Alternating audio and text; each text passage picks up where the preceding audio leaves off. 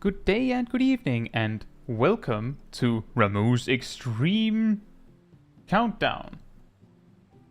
I don't know, apparently the title just messed me up for a second. Ramuh's Extreme Countdown with me, Caetsu Chaiji, but you can just call me Kai. We're back on the strong PC, so we have downgraded in shadows, as you can see. We no longer have Minecraft shadows. Well, Minecraft object-like shadows. Pretty sure the shadows in Minecraft are pretty nice. But yeah, we're back. Hopefully everything's alright. Turned out the CPU was roasted. Replacing that fixed everything, according to the company. So, we good. With that said, welcome to the Cult of the Pink, WJB. Thank you so much for the support, and I hope you enjoy the emotes. That also, hey Chloe, Clement, Stonium, Vince, Shaq, Ogni, Rust, Emia, Artis, Cat, Eaterit, Emia, Bob, and Aradil. I hope you're all doing very well. So, what is this? This... Thank you so much for the 5 gifted memberships, Emia. Thank you. You hit a lot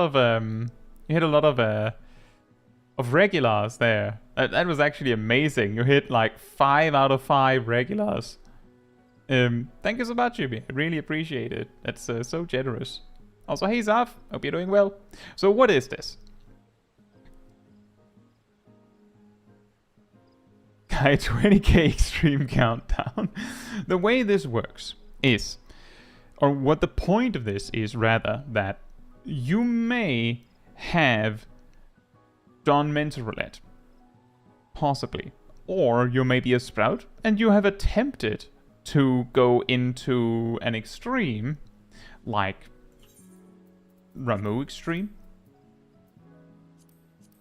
which is a very hard encounter. And you might have gone in and failed. You might have gone in and succeeded. You might have gone in and have a lot of hardship trying to succeed. Now, when you queue in as a sprout, you might not even know what to expect. When you queue as a mentor, the way you actually land in this kind of content is usually that you queue for mentor roulette, which can give you basically any content that is an extreme that is not from the current expansion, not a savage, and, well, otherwise pretty much any old content. Which means you can absolutely land in Ramuh Extreme. Now, when you land in, for example, Ramuh Extreme, you might rely on a certain number of players actually knowing what they're doing. Otherwise, you're not winning. For example, with Shiva, a few weeks ago, we discovered that you can beat that fight with 1 tank, 1 healer, and 1 DPS. And honestly, that DPS could probably have been a tank as well, or a healer, and you would still probably be fine. But you need 3 players. It's simply too tight of a DPS check otherwise. Can mental roulette land you on alliance raid? Absolutely it can. It can also land you in MSQ roulette. It cannot land you in the current in any savage raid, and it cannot land you in Coils of Bahamut, and it cannot land you in any current extremes.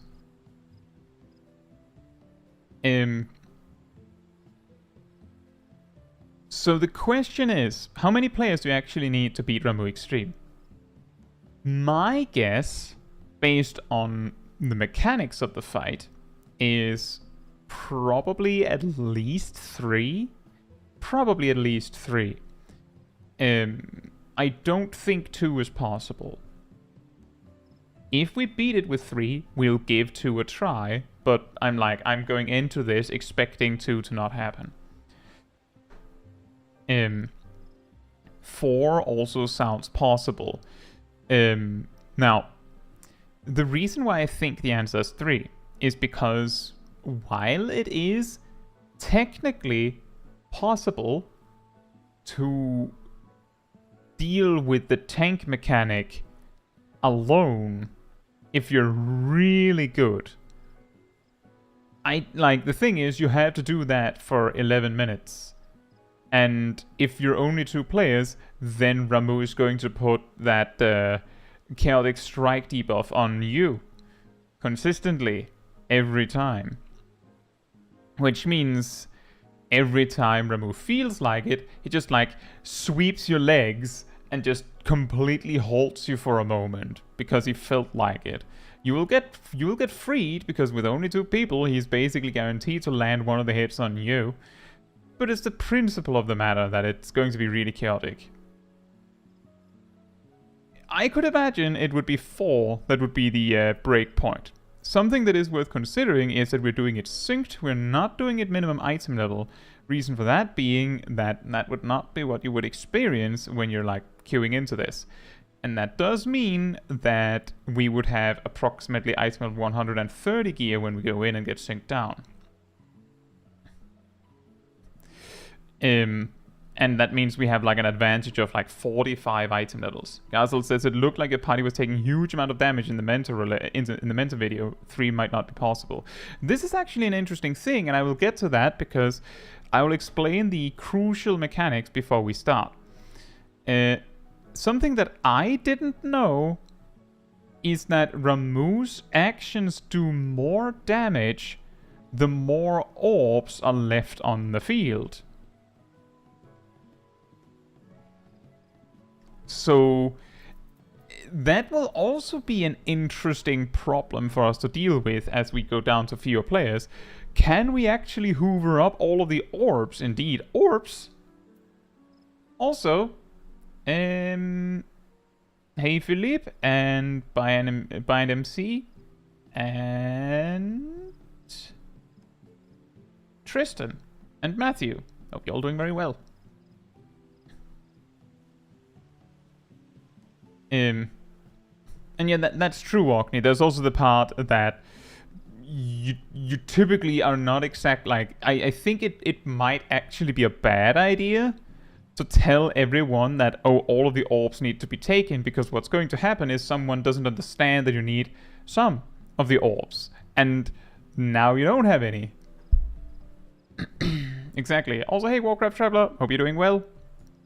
Right, so far, I have myself. I will be the only person healing. I don't plan to have 2 healers. Sip and Zarf will be tanking. And so far we have Rost and Aradil as DPS. The rest of the group, and we have 3 spots, will also be DPS. If you're here and you would actually like to join, come on over to me so that I know you want to join. I know some of the people that might be in my courtyard here might not actually want to join.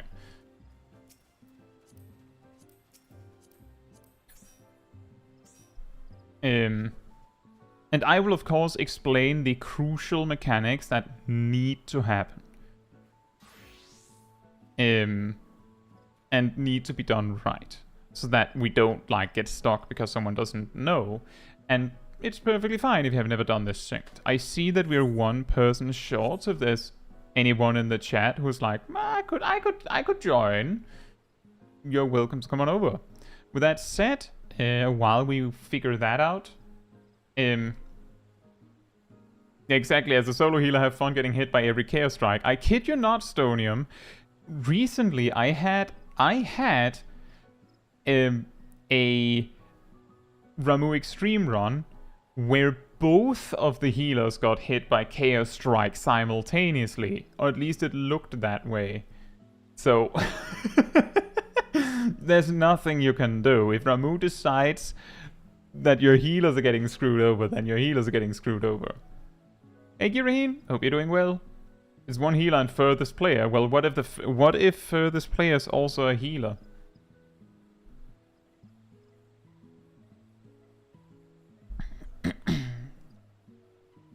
With that said, exactly, Stodium.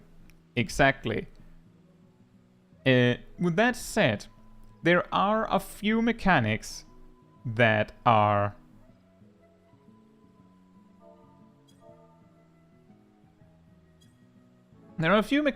crucial that you need, that we need to get right. The first one is the tank mechanic, and that's the reason we have 2 tanks and not 1.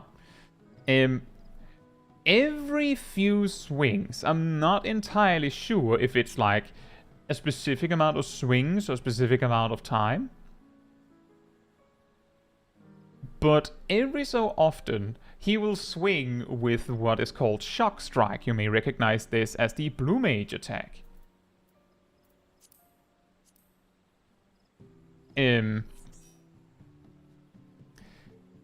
The way this mechanic works is it does like an AoE centered on the main tank at the moment, and it kills everyone in that circle just dead. It does like 18,000 damage. You're going to die, and it also hits through invulnerability. It just kills you. There's nothing you can do. But if you have the buff you receive when you pick up 3 orbs, it massively reduces the damage you take. And, well, I don't believe it hits through invulnerability anymore. But it now, like, with 3 orbs, you take, like, 2.5k or something like that.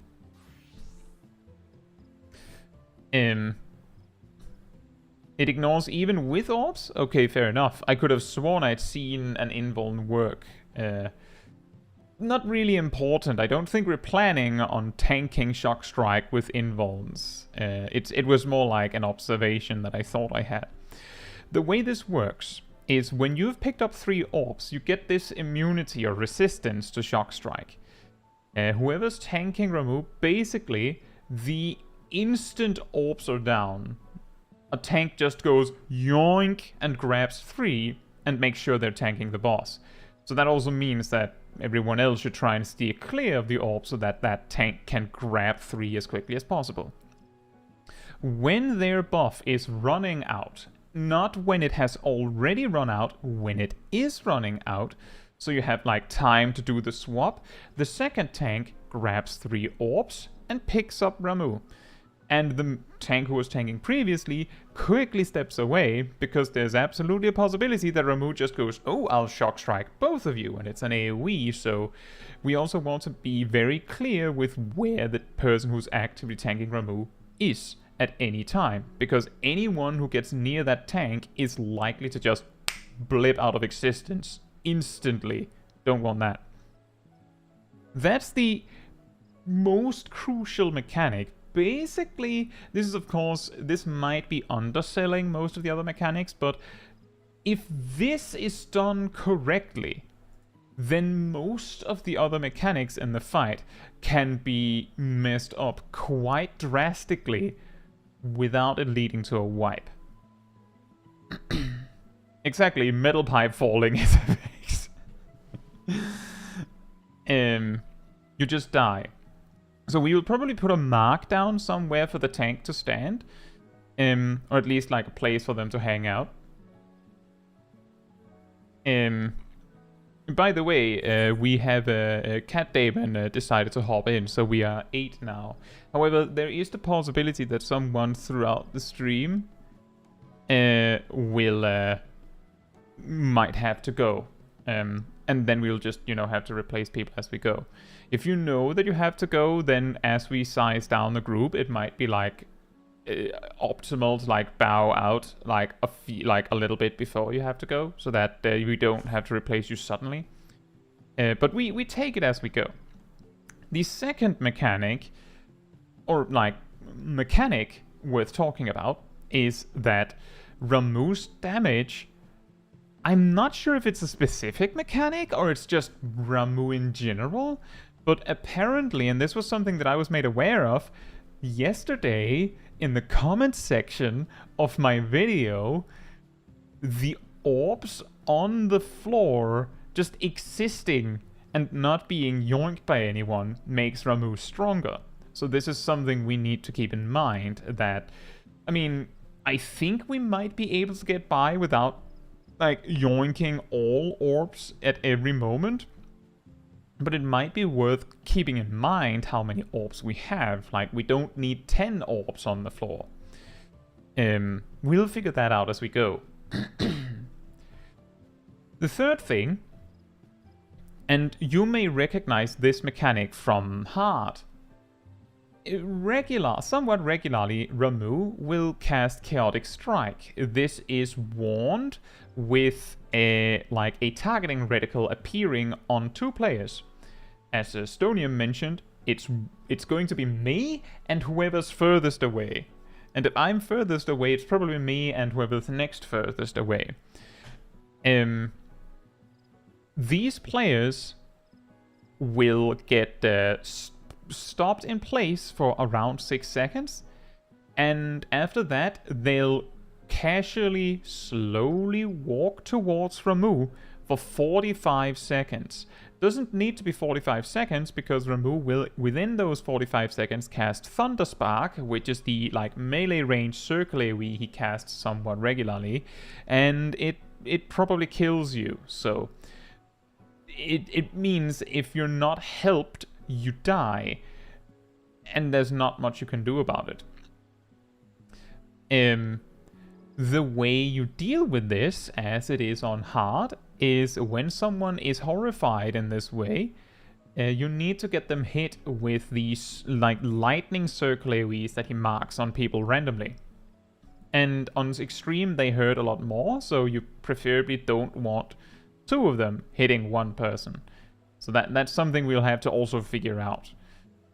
That mechanic is also crucial that we get right. I don't think it'll be very likely that I can heal this alone if I keep dying.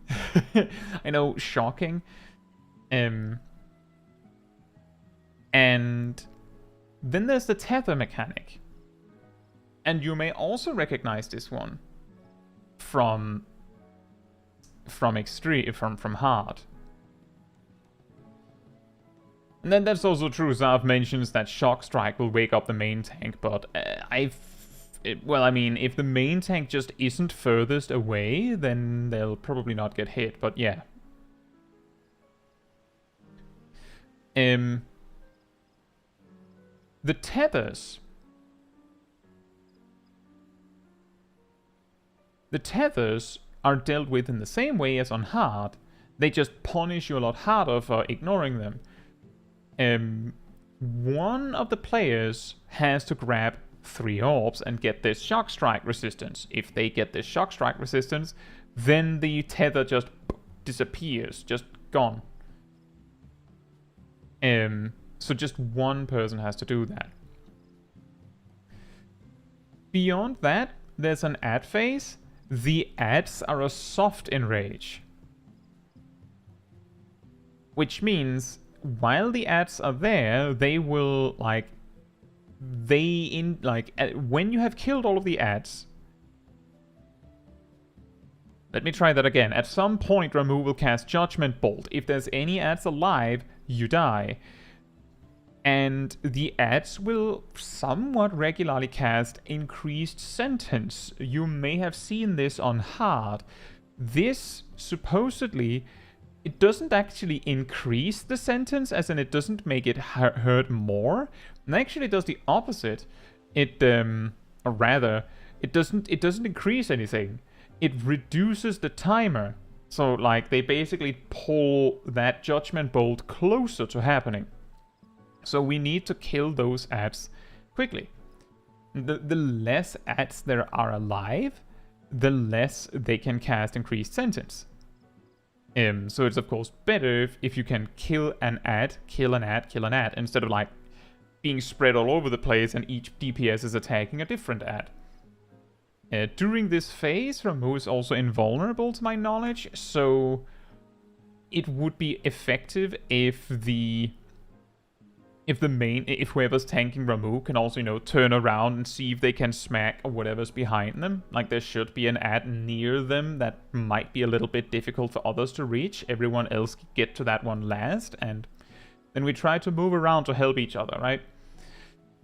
But that needs to be done. Oh yeah, this is something that doesn't happen on hard. Every time the Thunder Circle AoEs happen, a second or 2 later, a donut AoE happens in the water. which I believe is the reason why Philippe is saying good luck on the ads. Someone in the comments mentioned that you can actually reach the ads from the safety of the inner circle. You just like have to max range it. So just be careful about that. Every time the circle AoEs come, shortly after, lightning in the water. Don't stand in the water. And yeah, overall, this fight is it's a lot of careful positioning, which of course also means that as we have less players, like as we go, then we will have less concerns about finding space to stand. Also, hey Donnie, Bronto, and Fila, and Coco. Hope you're all doing very well. With that said, Aetherit, hope you're doing well. I have 8 in my group. Is there anyone in the group, you can say in party chat or on the stream chat if you prefer, is there anything about what I said that you're completely lost on or need some, like, have extra questions on before we start? That's true, Reaper has no positionals at level 50.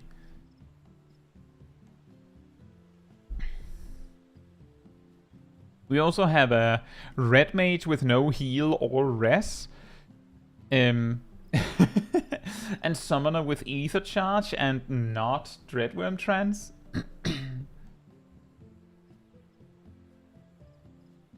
Well, it seems like there's no questions.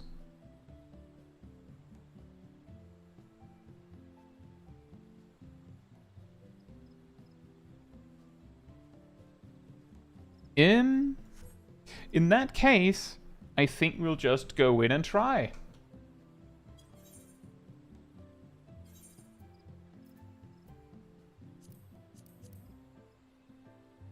You're about only one healer? I am. The reason why I'm choosing to go one healer is because if we go in with 2 healers, then at some point we will have to choose to go down to one healer. Of course, we can always do that, but I think it would be interesting to see if we can make this work with one healer.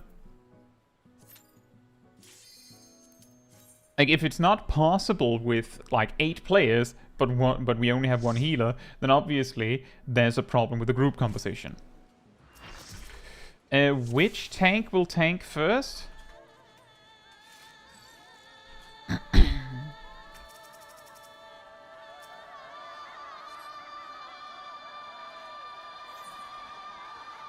Right, so you a trick that all spawn after aggro. The Ramu will relatively quickly cast the thunderstorm that places the orbs. Yeah. Let's see, something like this and something like this. This doesn't have to be perfect. However, if we try and make it so that the tank who's tanking Ramu mainly hangs out in the north over at B, and if you see that you get the Chaotic Strike targeting reticle warning, try to run to A. If we can get the people who are getting feared to A, then it might be easier, like if they're hanging out near each other. Of course, everyone try and watch each other, try and make sure you're actually paying attention to where everyone are.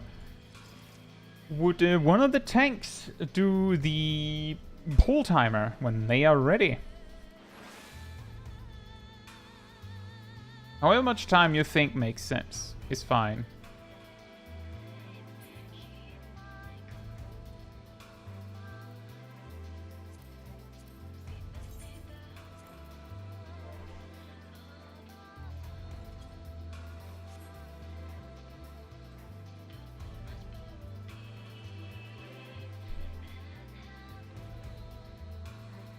Hey Rain, hope you're doing well.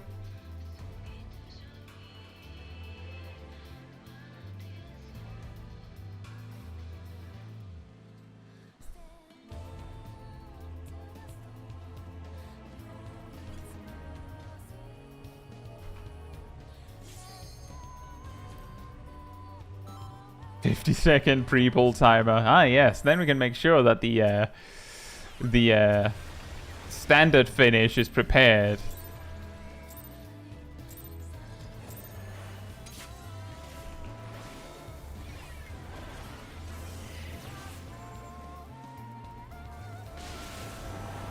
That didn't do very much damage. Wait. There was no debuff on Mei. Did you see that? Uh-oh.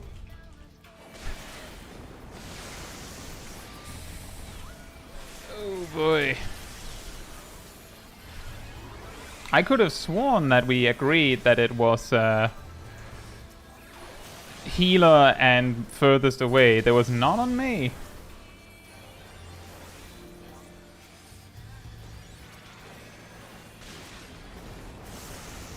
Alright. The ad phase should be coming at 64%, I believe. Yep.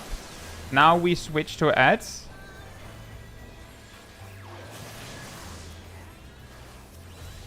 Oh, there's some chaotic strikes.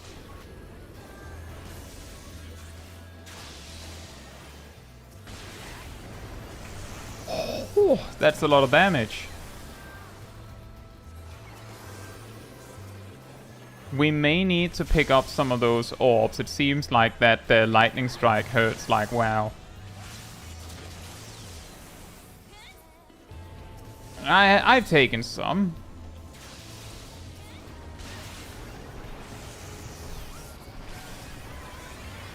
I do see what you mean, that it's a lot of damage.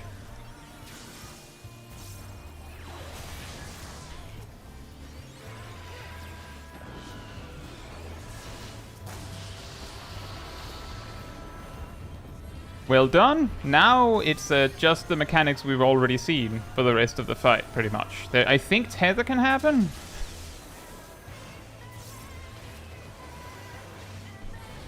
There's Chaotic Strike and there's a tether on 2 players. Oh.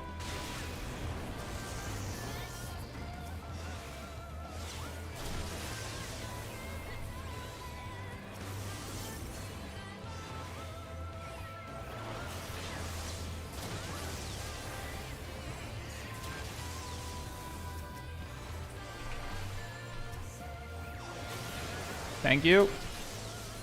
Thank you, Gazel. The ads this time can't even be attacked, so like just try your best to ignore them. They're just there to annoy you.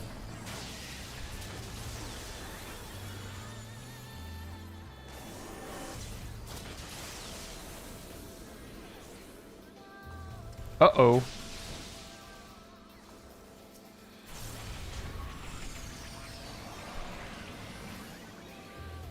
Oh no. We have a tank in trouble. Oh no. Well, that kind of resolved itself. Or not? Killed the boss.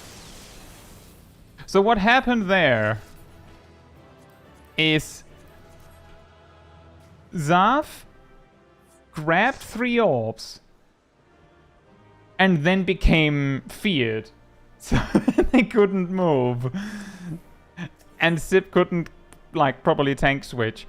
One way that could have been dealt with, I didn't see exactly. Let's say Zip was getting hit by Shock Strike. Zip could have just stepped over and made sure that Zaf also got hit by Shock Strike. That would be a way to resolve it. Yeah, I'm using full tombstone gear. But I was using lucid dreaming. But that was well done. And Stonium, don't worry about it. I appreciated the insight and it still helped. Like, it still helped that we were aware of that. I am, however, surprised that I think I got targeted once? Like, in total, by Chaotic Strike. Right. So, we will continue with 1 healer and 2 tanks. Do we have a volunteer to step out? It might be more helpful if people just say something. That we don't have the classic 3 players leave at once. It might be random player plus furthest away. Emir steps out. Fair enough. Thank you very much, Emir.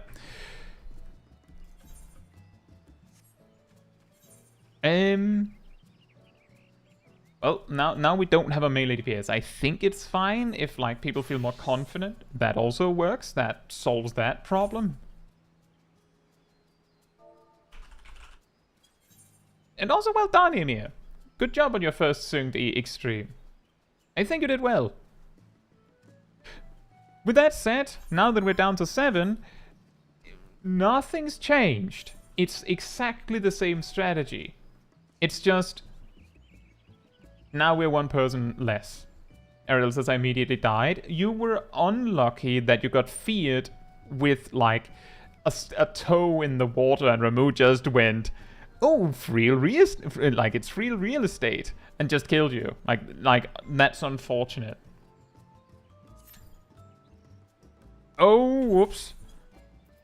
Whew. I almost goofed that one. Grabbed a random mint or something. Could you imagine? Could you imagine?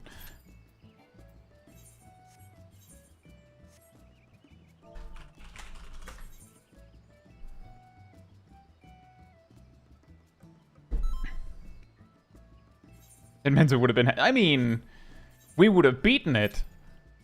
For certain.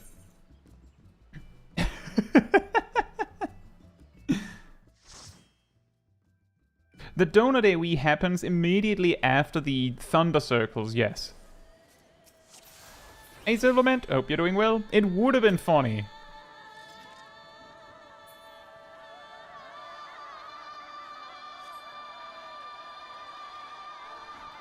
Oh, right. The markers.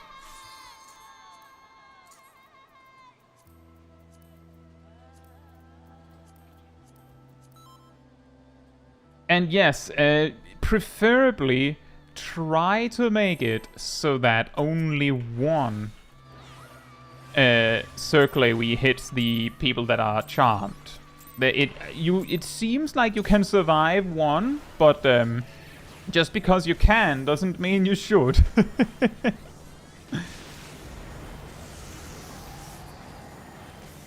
Hey Mioiswa? Hope you're doing well. Oh. Oh, it looks like it solves it. Oh, I think the reason it hurt so much is because he was... is because he had a lot of orbs out. Don't worry. The debuff that Sarf has is still the Shock Strike immunity. It's the same one. It's just that he also receives slightly less healing.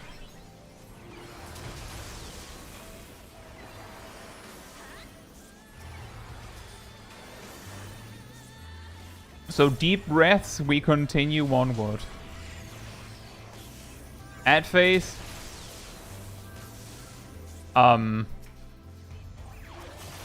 That's scary. Is he just he's just fearing he found the MLG Pro strat. He's just feared 4 people at the same time. What is this? I'll just skip the part where I help you out.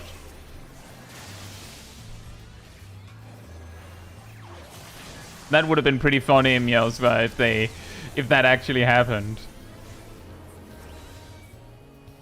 They basically got the freest clear of their life and they just leave.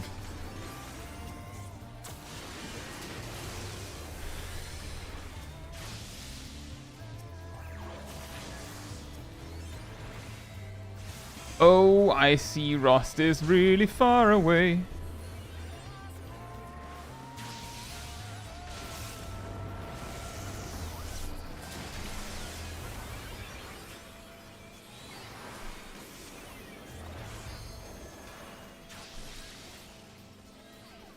I'll do a little bit of vacuuming here.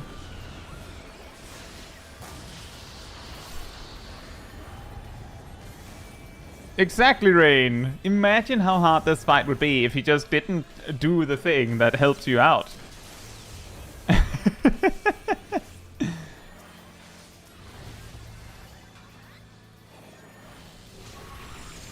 Oh, it looks like there isn't enough orbs.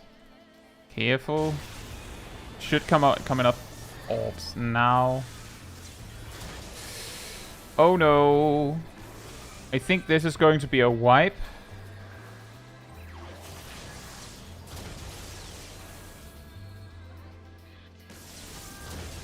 Yeah, we can't recover from this. You don't have to take that one.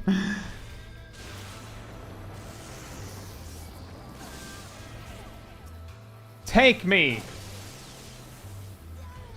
Can you rescue people that are charmed? Yes.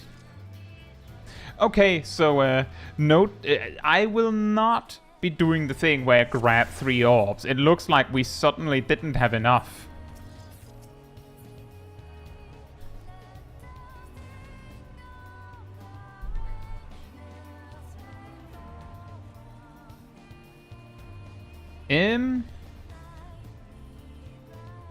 Let's not get 4 people charmed at once this time. Hey Lycan, hope you're doing well. The strategy we have for order of removing people is that we're mainly removing DPS first. But I'm basically asking people to volunteer to step out. This isn't the full pre-made. It's the people of the stream that have decided to join me. Right, something that can happen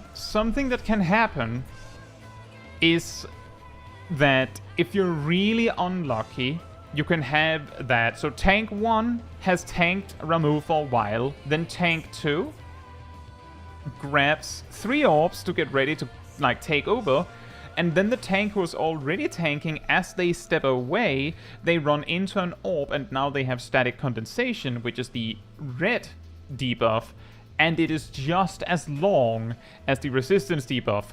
What do you do about that?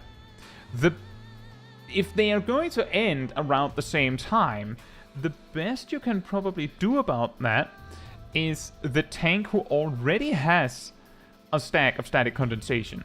You just watch if something happens. But when it is about time to tank switch, you have to grab 1 more orb to reset your buff so you can take over. Then the tank who's now with no buff can run out, grab 3 orbs, and take over like a little earlier, but not immediately, because now otherwise you're back in the problem you were originally in. But that is a way you can like repair the problem.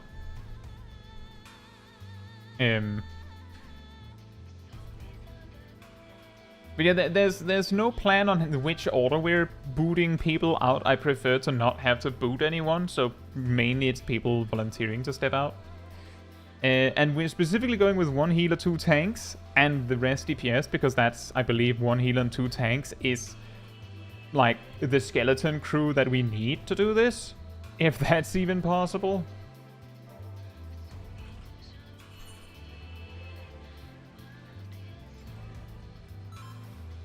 Alright, tanks, you do a pull timer whenever.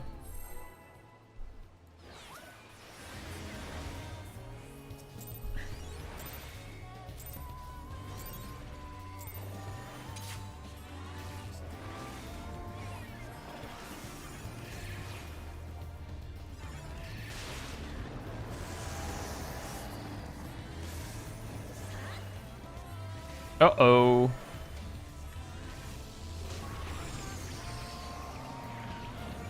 Oh no, you are already... Oh, I got confused because I saw you were tanking the boss. But then you didn't have enough stacks. That's my bad.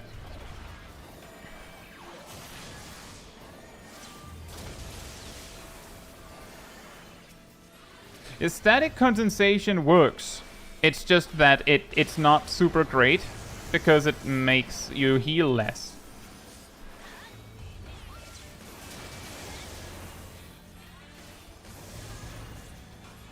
That was an unlucky start, but we're already just about at the ad phase. Which means I think he's going to do this pro move again. Are you kidding me? Are you serious? He doesn't like you, Aradel. I don't think he likes you.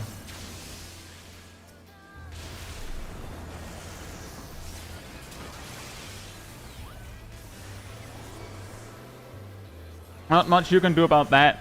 You've given him no reason to dislike you.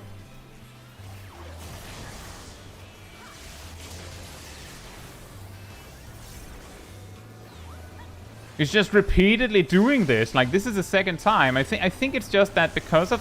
Wait. What killed Rust?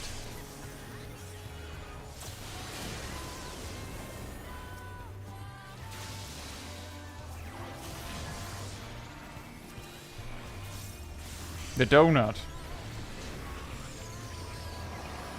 Oh, looks like you're automatically covered there. Sip is stuck.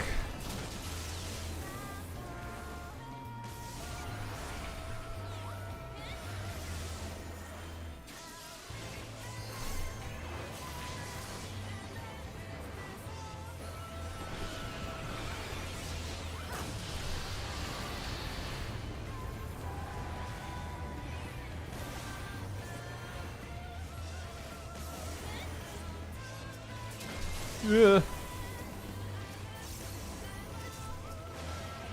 Uh-oh. You take... You... I can't do anything. We're out of orbs.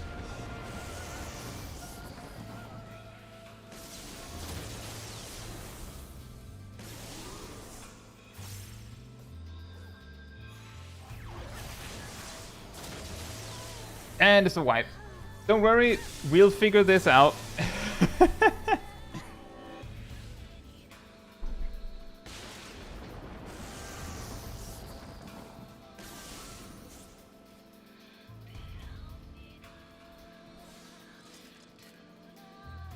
Where the static condensation thing is, it's not something you want to play around with.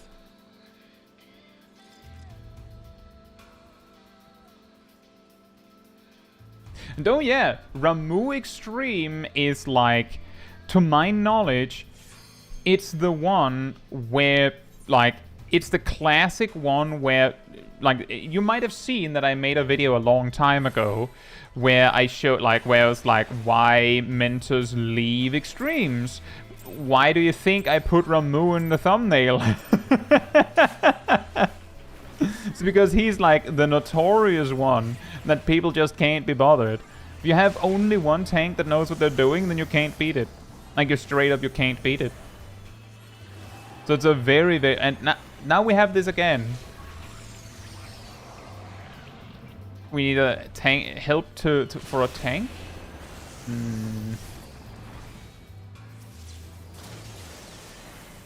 That somehow worked out. Is your inventory so clean? I spent like a few hours cleaning it like a few months ago. I actually have a retainer with nothing in it as well, which I think is almost a bigger achievement.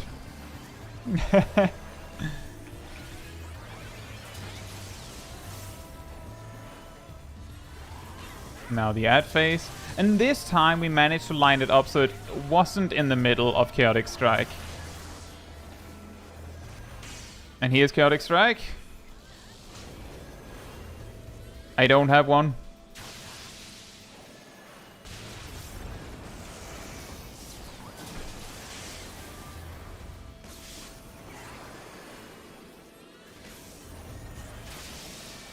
Hey Cole, hope you're doing well. Oops.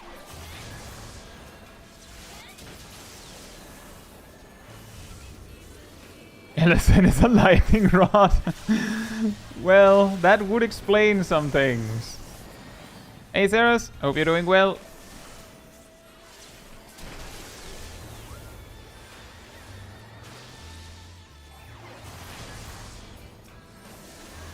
Chaotic Strikes. There's an ad over to the north, by the way. It has to die, or we will wipe.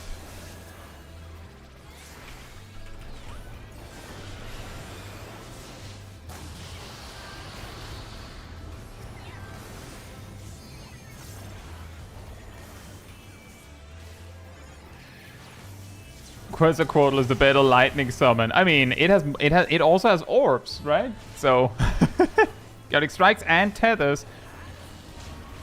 Remember, only one of you need to grab orbs.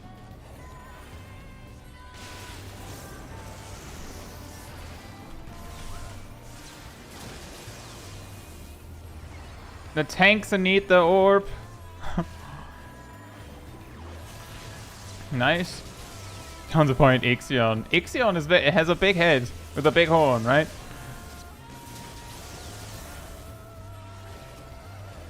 Hey Tip, hope you're doing well.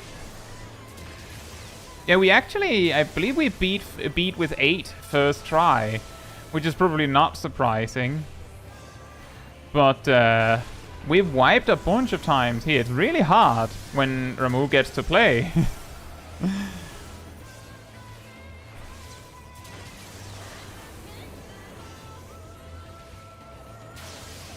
Oh,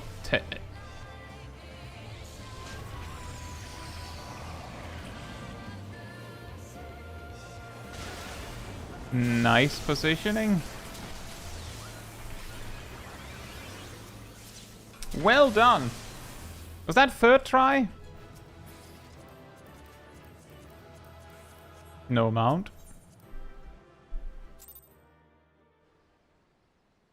Very nice. Very, very nice.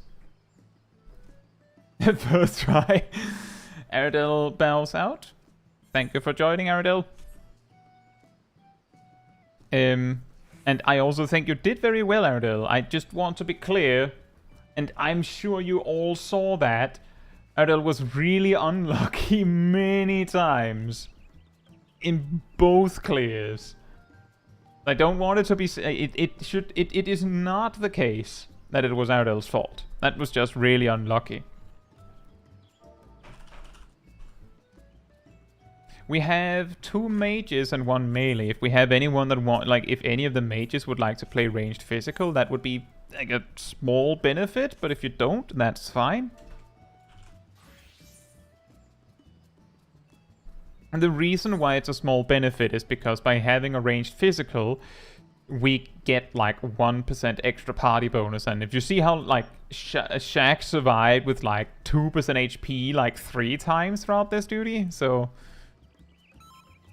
exactly, Perrin. Like, that's actually what I care about. I don't really care about the 1% mind. I care about the 1% vitality.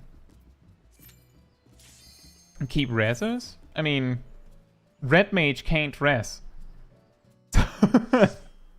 Not in this level range. Hey Lemon, hope you're doing well.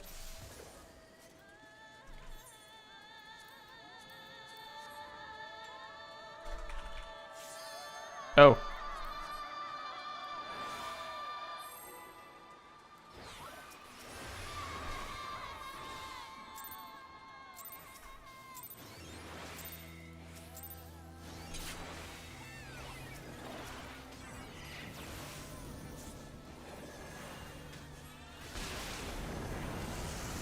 Remember though, remember to be careful standing all the way out there, Cat. But I can see what you're doing. You're baiting. You're baiting to help Zaf. It's a very, very smart move.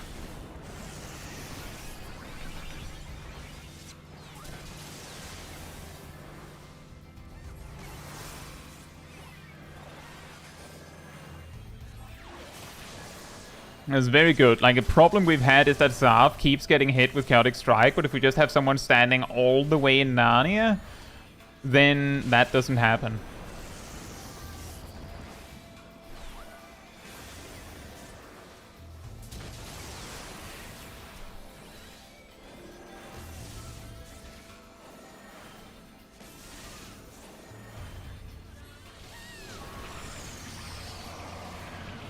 You know, with this few players, we're starting to reach the point where it's very predictable. Like, I'm kinda getting a circle every time.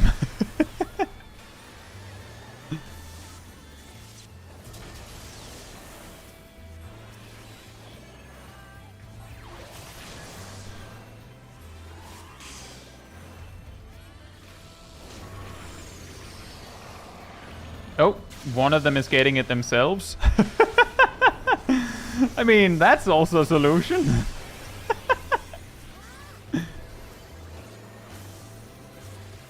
We have a lot of orbs. Is that just me, or do we have a lot of orbs?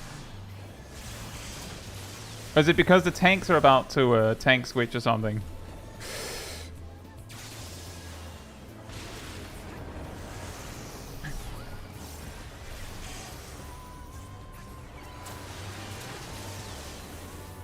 Orb.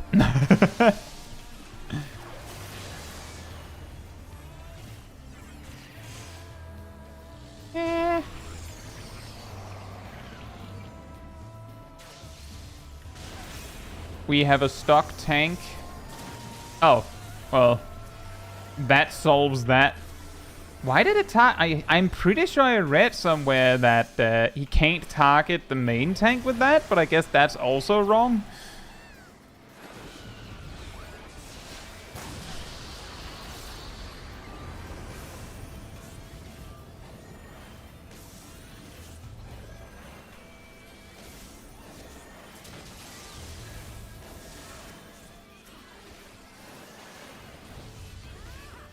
Oh, there's tether.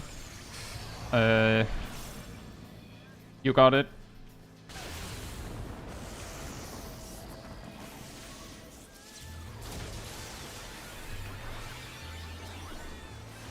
Yeah.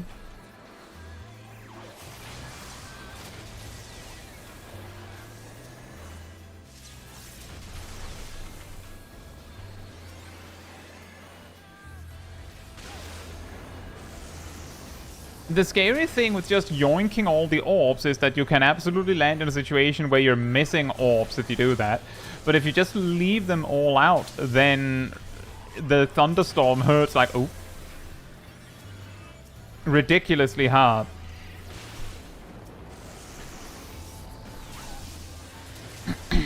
We need a quick tank switch as soon as you can, Sif. There's a tether on... Oh, do we have enough orbs? I'm running... Wait, what happened? Ah! I think we're going down. Do we have any healing for the tanks?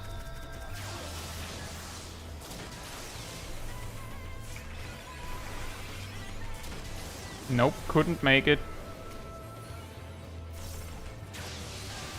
Nope.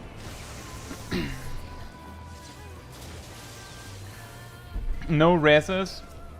If you can beat it from 5, then go for it.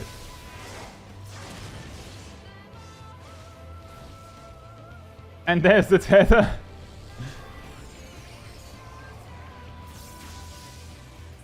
And I think that's the death. That was so close. The unfortunate reality is that Shock Strike hits through invuln. Even with buffs. There's nothing you can do.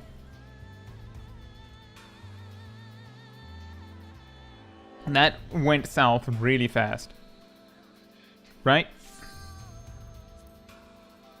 We go again.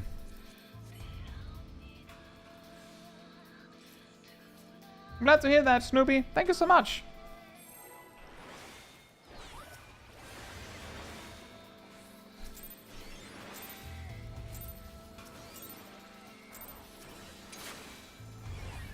Hey, Zengerkrieg. Hope you're doing well.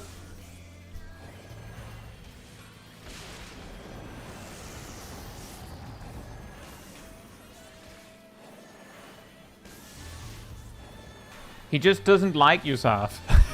straight up, he just doesn't like you, man. He's already gotten smart with our tricks. He does not care.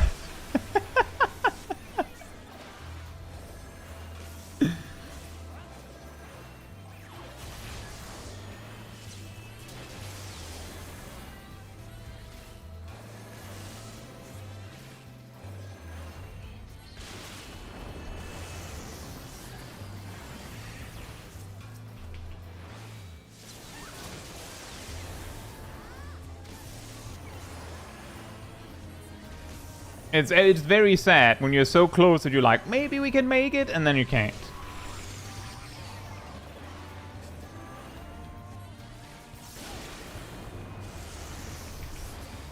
And there's the ad phase.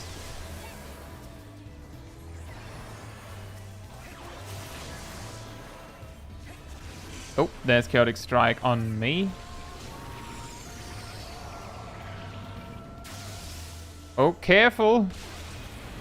Don't careful with double overlaps. We only need one. It might help if you're intending to help with the fears. If you confidently make sure that you're covering at least one person, so that someone standing nearby doesn't go, well, I don't know if they're staying.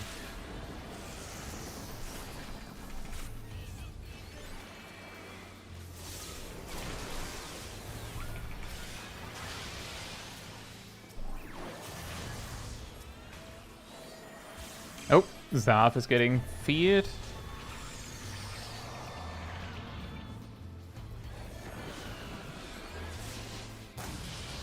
Apparently that isn't lightning-y enough.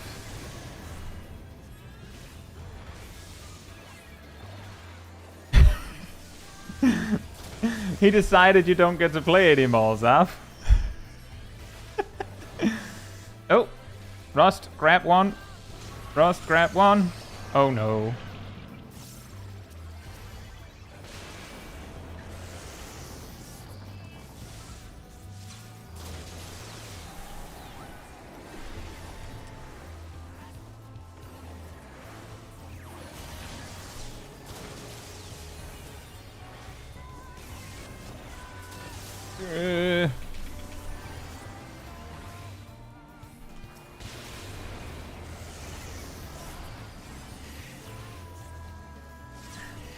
Here's a fun fact. If you beat the ad phase, then Ramu just cycles this... Oh, whoops.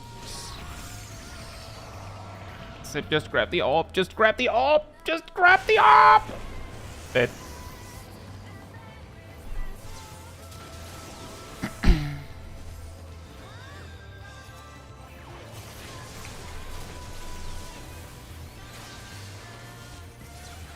I no MP. So we might wipe now, and I'll explain why. Something that is really important after this wipe, because I have nothing. I can't do anything. I have nothing. So something that I didn't mention, I didn't actually explain what the tethers do. I only explained how to deal with them. If you have the tethers on you and someone else, if you have a tether on you, then it means that every time you do something, I think moving doesn't count. But if you do stuff, it hurts you and the other person every time you do anything other than moving. Which means that when you're tethered, it means hands off. You only do things you have to do. Like, for example, if you're a gunbreaker, it's okay to use Aurora to save someone from death. You don't get to use, like, Keen Edge. That's, nope, no Keen Edge, no lightning shot. Auto-attacking, I think, counts too. But basically, don't do anything, and... the thing that went wrong there, I don't know if Sip getting the orb would have saved it, because there were so many things going wrong at the same time. But it looked like Sip suddenly decided to not grab the third orb when he was just there to grab it. Which was the reason why I was sitting here yelling at Sip. Sounds like something a YouTuber could prove in some form of myth-busting format. It's reasonably easy to observe if we check the footage.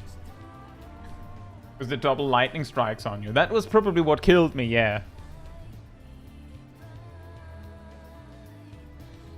Anyway, The reason why I decided to explain this wasn't to dunk on Sip. I don't even know if that would have saved us, but it did make me realize that I didn't actually explain what the tethers do. Like, I went over the tactics like an hour ago, and I just said, there's the tethers, if you get the tethers, do this. I don't think I said what they do. So it's just like, well, if the boss puts a top hat on you, spin in the circle 3 times.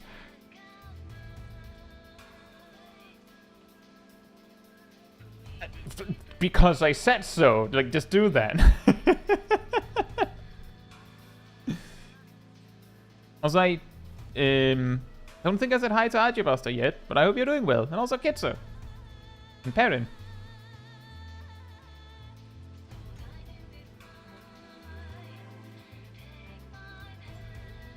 And yeah, that is a good point. If you have both Chaotic Strike and Tether, it's probably better to just go to A. And then just let the other tether deal with it. But the important thing is, if we are in the awkward position where we have tethers and no way of dealing with them immediately, then the important part to keep in mind is to stop acting until you deal with it. Or at least stop doing anything unnecessary.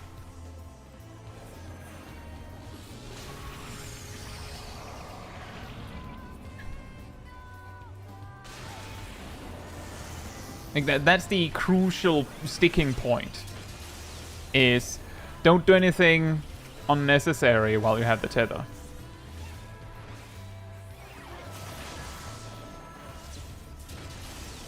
You know, Perrin, that would have been that is a good point. We should have done that like back when we were 7. We had 2 pulls. Wow, 2 pulls in a row where we had 4 people feared at once because Ramu just decided to not do the follow-up.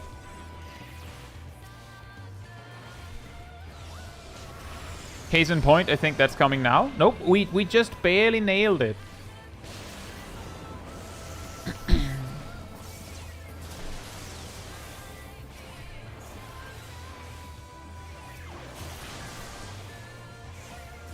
Oh. Note Saf. Saf stuck a little bit away.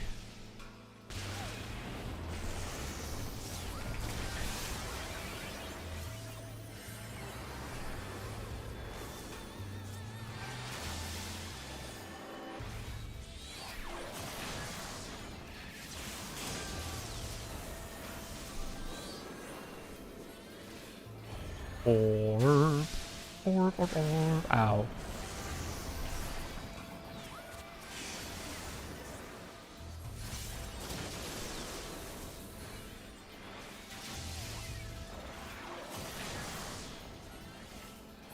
Oh, here comes the Chaos Strikes. Me and Sip. Careful. No. Well, you missed me. I hope you have a rest for me, cat.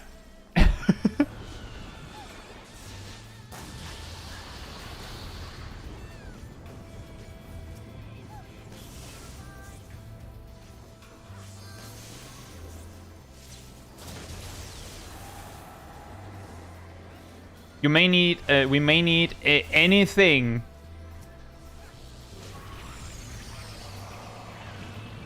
You need to hit me. You need to hit me. And I died, apparently. I got hit by 2.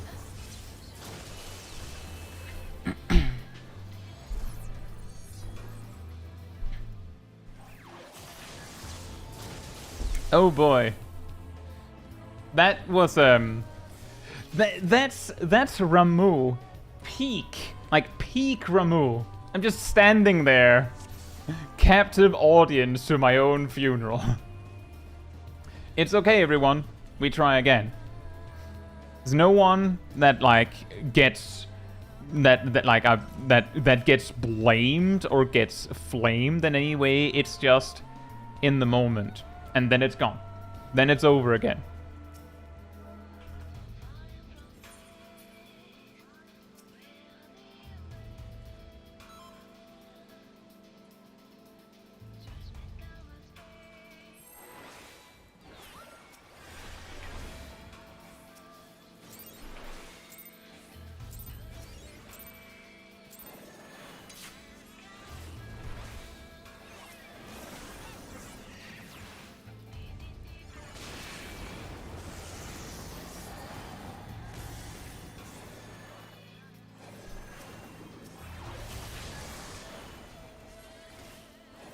That is, by the way, extremely fun when you're soloing Ramu. It's just standing there for 15 seconds while he absolutely knows that you're dead. Or that he's dead, rather. He's just choosing to hold you there for a bit, just to enjoy the moment.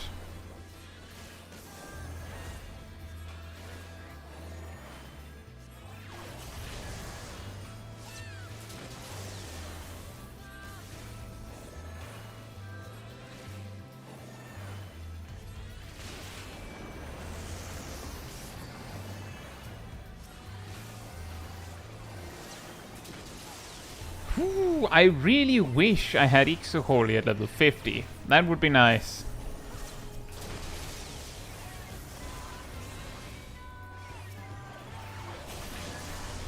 White Mage for Caetsu.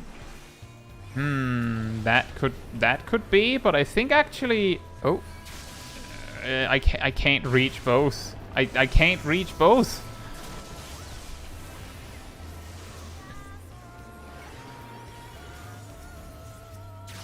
That could be. I think Astrologian would be better for that.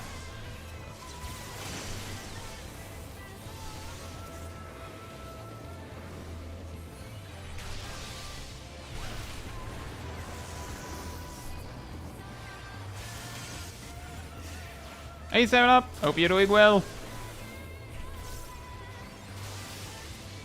A cranberry. I am hanging over at A. Sip needs something over at B. Someone help.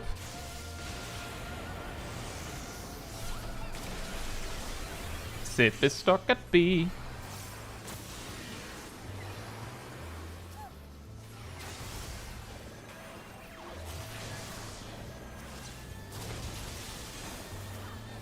I don't have a res.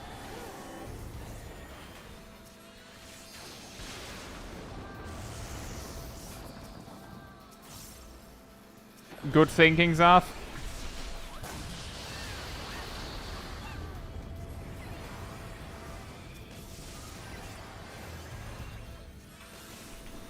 But that is a good suggestion that maybe with this amount of healing, a pure healer might be better.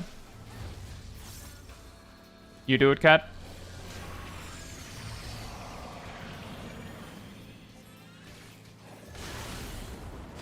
What? Well, I didn't see what happened there.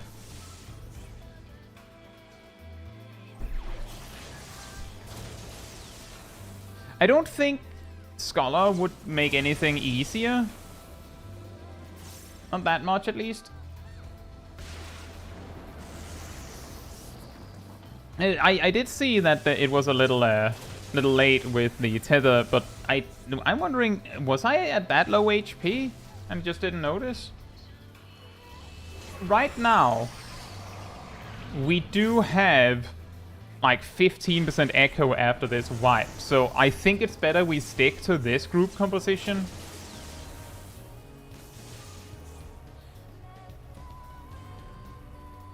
Well, I mean, Sage's Fizzes hasn't upgraded to Fizzes 2 at this level range either, so on that, Sage and Scholar are somewhat even.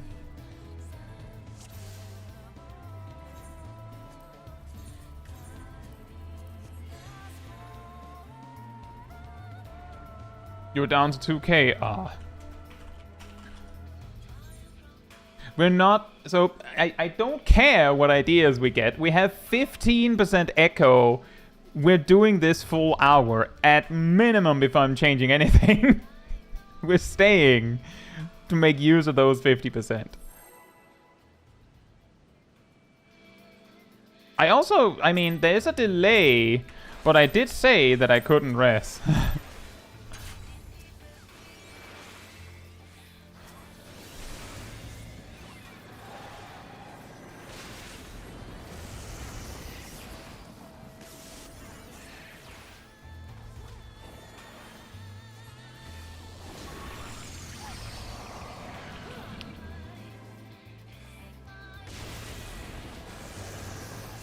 Have you tried Get Good?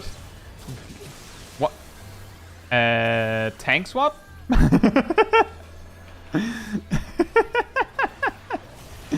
You've tried Get Good, part of a healthy breakfast. Call now. Get 1 maxi pack. Just add milk. Get Goods.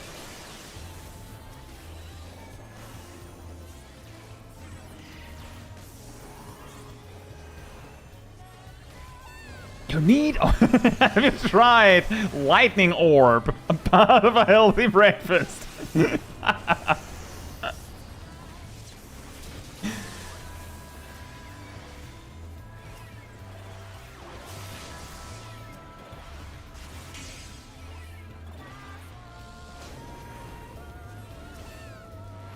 I got them.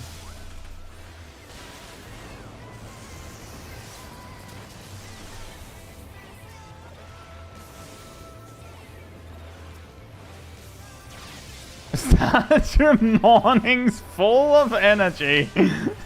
Don't eat too much. You'll get static condensation.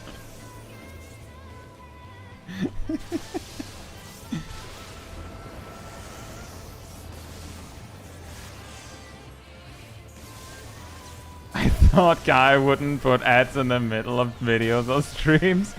There are ads in the middle of videos, but I don't put any ads in the middle of streams, that is for certain. Aside from the jokey ones I make up on the spot.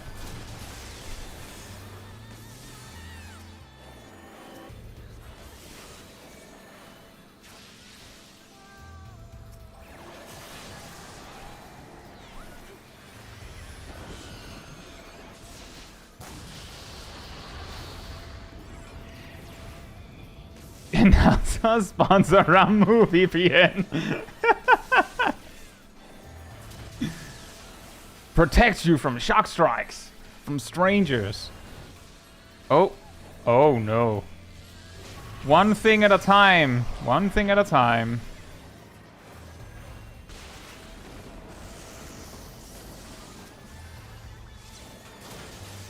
Remember, Shaq, if you have the tether, stop attacking. I'm only mentioning you because I could see that you were attacking with the tether. Don't know if you had already decided it was fine. Just be careful.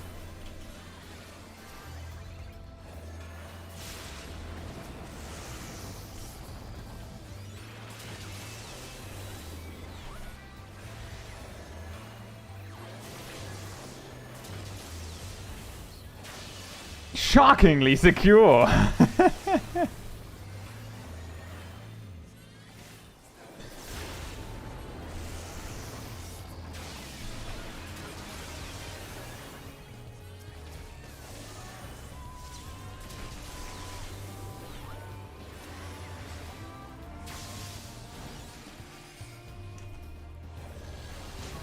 We have 2 with A. Ross has got us.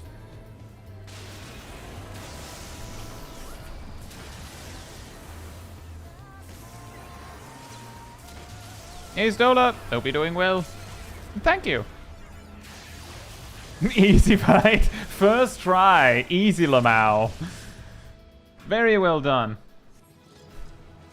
When I'm getting the Kai VPN Squarespace Audible mobile game sponsorship, I have I can say first of all that through the lifespan of this channel, I've been offered something that I could like some sort of sponsorship twice, and both times I looked at it and thought, I'm not using this, and I don't think this is relevant for my viewers, and didn't do it. So if suddenly you see me start advertising something, then it means either that it's really good and I'm using it, or there is a monetary incentive and that I need the money for whatever reason. Like, those are the options. But I will try my best to never put like a weird ad for something that I don't play or I don't use in my videos or my streams.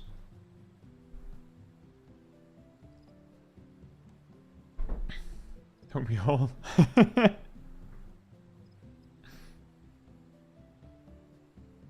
It's fine, Shaq, by the way.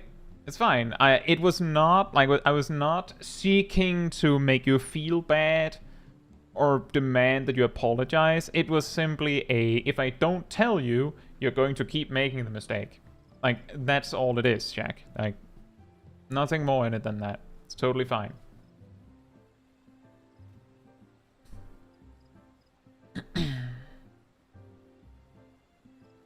Welcome back to Final Fantasy XIV Mythbusters, sponsored by Car Insurance.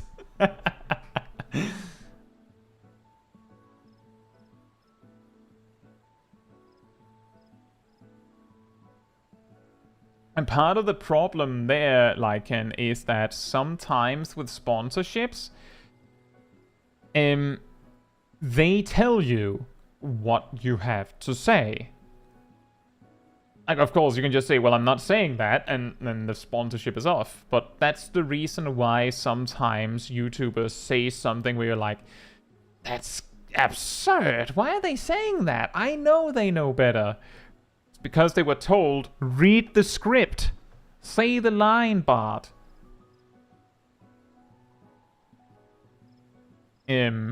I believe I've heard, just for an example, that Raid Shadow Legends requires you to play for a few hours, and they require you to invite people to join so they can join your clan, and things like that. Just to give an example.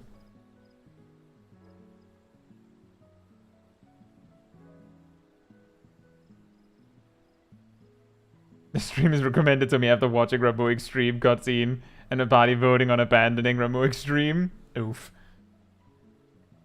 Let me just do a ready check. See if everyone is back and ready to go again. It's a very good point that Rost made about tethers.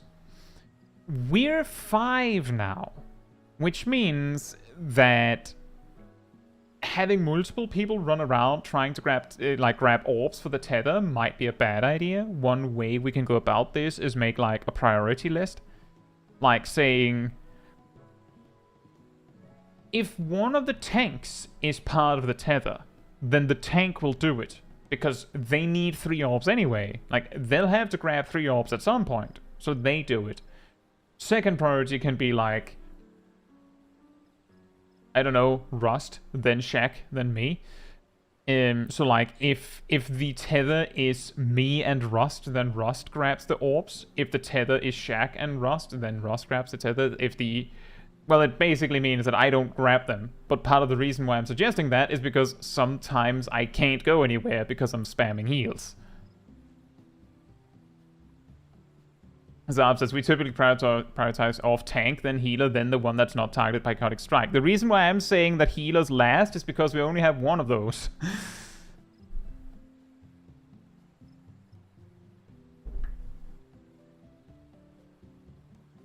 But we'll see. Like, if we actually need the damage, then we can change the priority.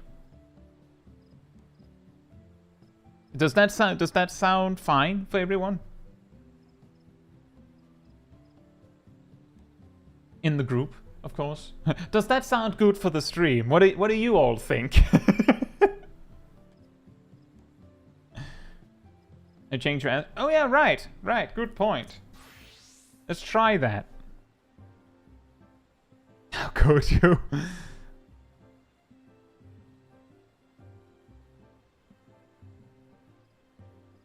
This might be better. I don't know if this is better. Thank you for reminding me, Amelia.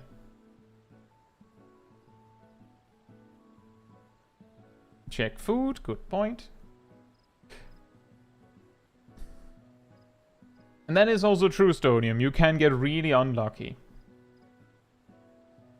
I'm pretty yeah, that is true. There is the possibility that you get Chaos Strike, or Chaotic Strike, so you can't move, and you get one of the circle AoEs, and one of the random circle AoEs happen to be marking you. Not much you can do about that, though.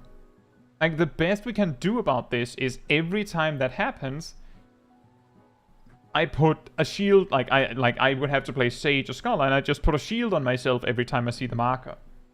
Just in case. And yeah, we also saw a situation where we had 2 people get Chaotic Strike and Tether. And I think they also got one of the blue circles, like, on one of them. So, so Ramu just went, random stuff, go! Just through everything. But we'll have to see. We'll have to try. And also, we, like, if you felt more comfortable playing Mage, Shaq, you can switch back to that. But if you're fine with being Bard, that is also fine. We have 4 roles right now. We can have, we don't have to have a melee. We can also have a Mage and a ranged physical.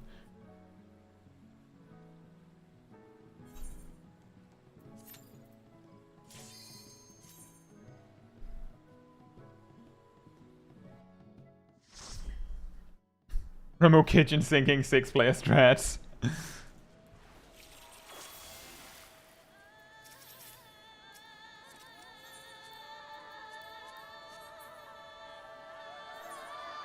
Oh.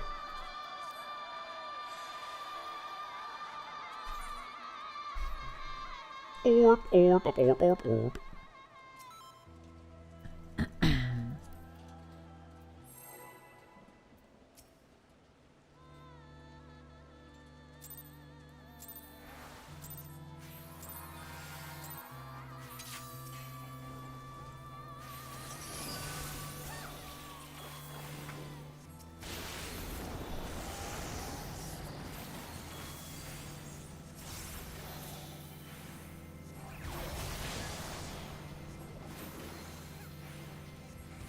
Oh boy. Oh boy.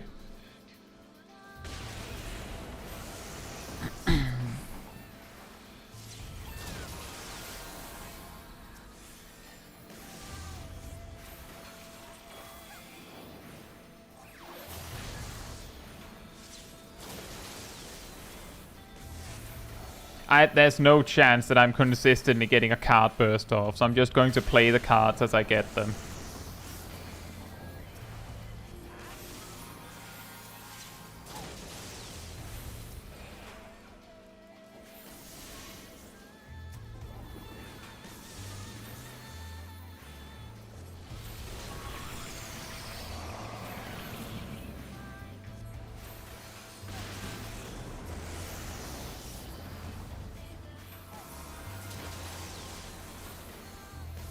That's gonna... Yeah, that's also true. Card bursts won't help nearly as much because, I can't play cards on 3 DPS.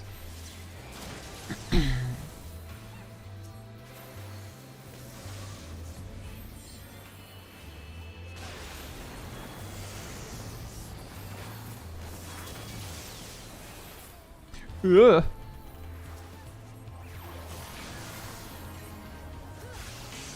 Chaotic Strike. We have 2 people a little bit away. Careful.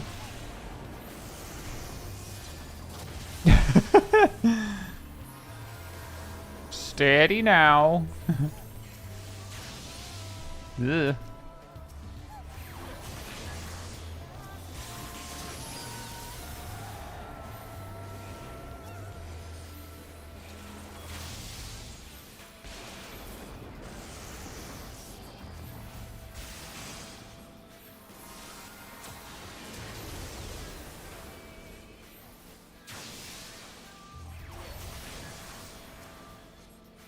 Chaotic Strike.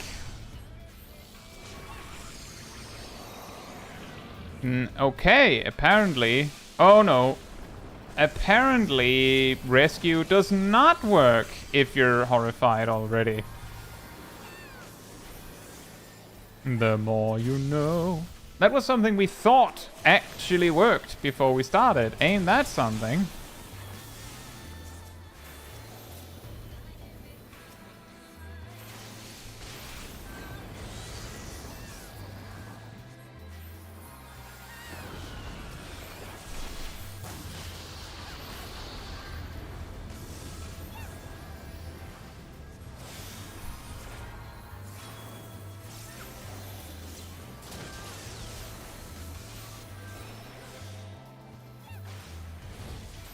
tethers.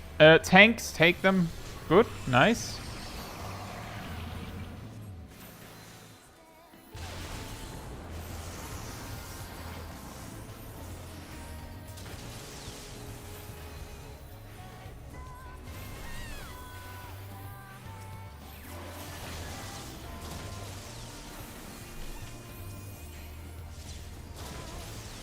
Yeah, this is actually, it feels actually easier when I can just like aspected Helios whenever we need some big heals, or regular Helios. And I have more mana and more MP to work with as well, it feels like, because of all the cards.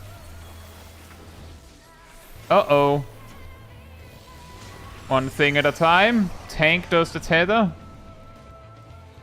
Careful. Don't cross the streams, guys. Don't cross the streams. Only one circle or you kill me.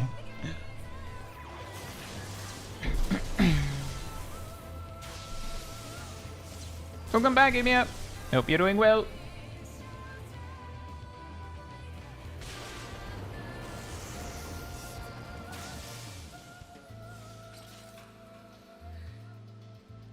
It goes the attempts. Well, we're down to 5 players, but it took some tries to get 6 players to work. Yeah, it feels easier, but step 1, don't like hit me with 2 circle AoEs, then I die.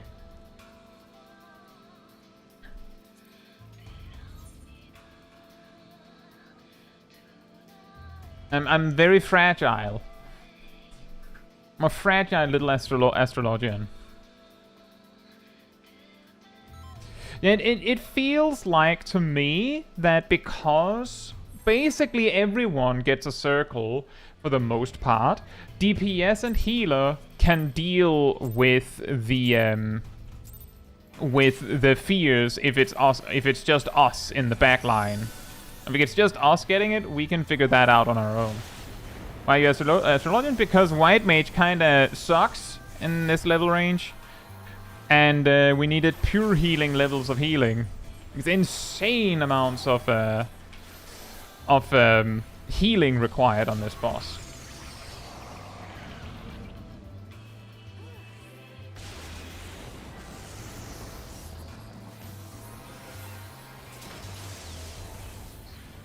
So that's the reason. And that does feel better. Does feel like it works.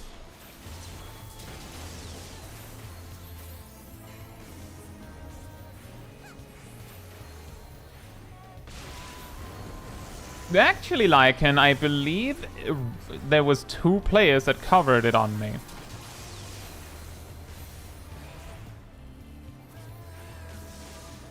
I gonna swap what tanks are in play? No, not necessarily. We're trying to stick with the... Oh, I already have my own. I have my own, don't help me.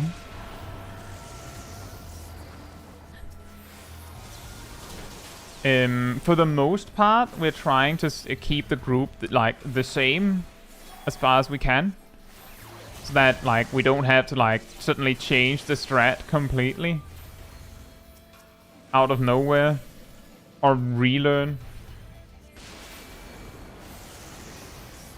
And there's no particular like I don't think we need a specific composition of tanks for this. Like I don't think that's what we need.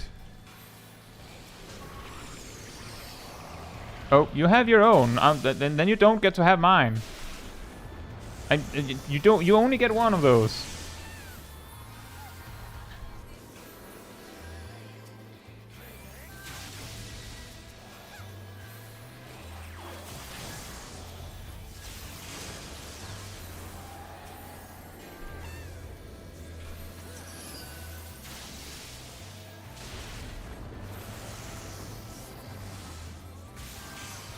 It's fine, Lycan.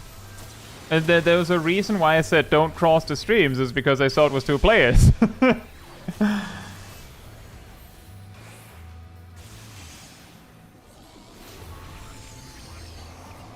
Help! Help? Jack?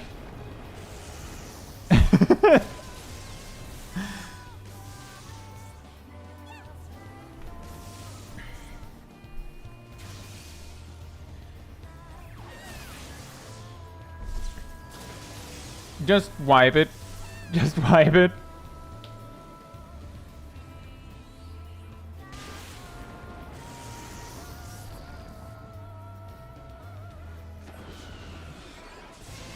Dark Mind would be nice on Dark Knight? I suppose so.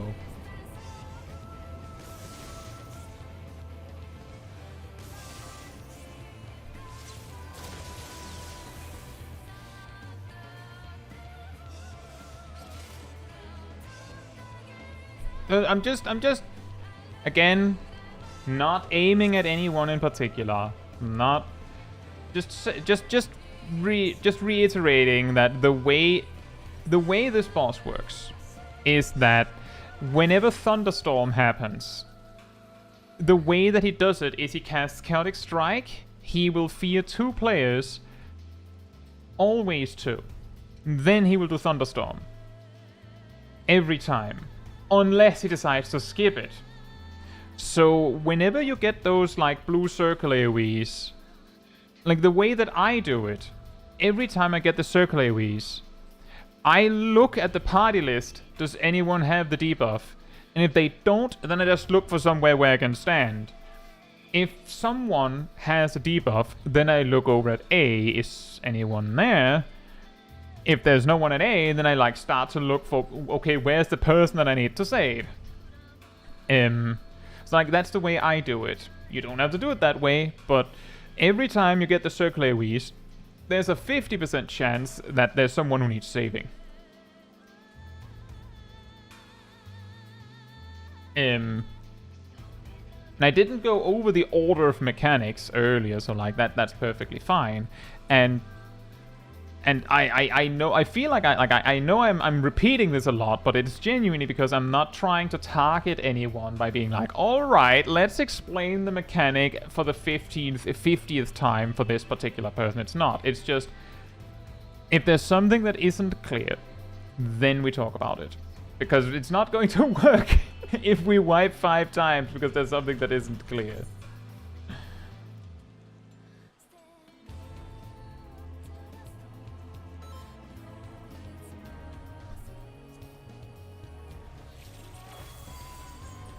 Also, you don't have to wait for my card cooldown, by the way.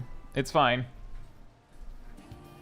Not aiming at anyone in particular, but no. Hey Kosari, hope you're doing well. It's been a while.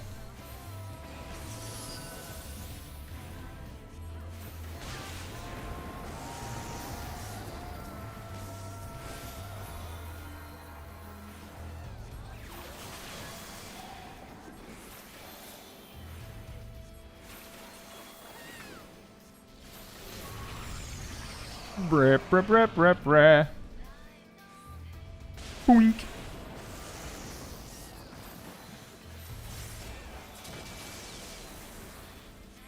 Something like that, Imia. Although with the cadence that we're doing this with, I have a feeling that Dawn Trail will come out before I do that. That might put a little bit of a stopper on doing this specifically for a bit.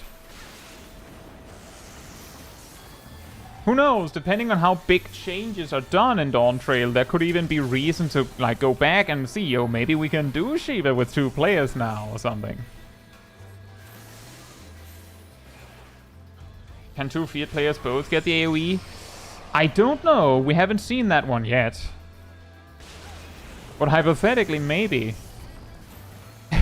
And if that happens, we'll have to deal with it when it happens. And just go big oof. And cry deeply.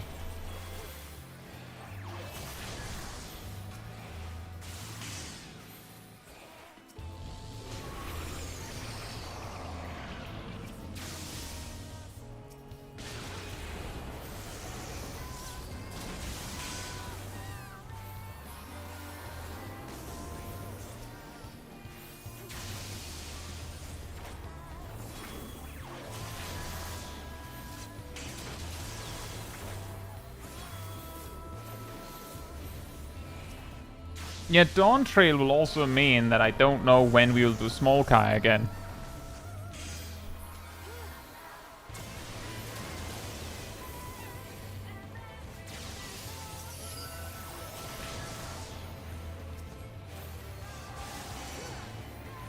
Note Zarf. Zarf needs help. Sip has got Zarf, I hope. Nope. Doesn't look like it. Guess Zarf has tanking privilege. Good enough.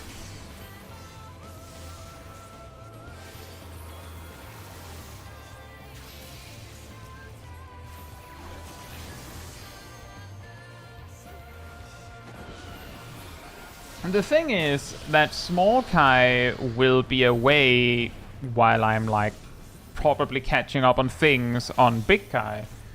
Maybe Small Kai will be back for MSQ once we're caught up. Also, thank you for welcome to the Cult of the Pink, Hendrix.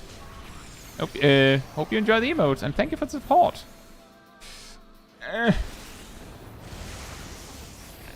I could have. That wasn't your fault. That was not your fault. I feel like I was actually spacing out already.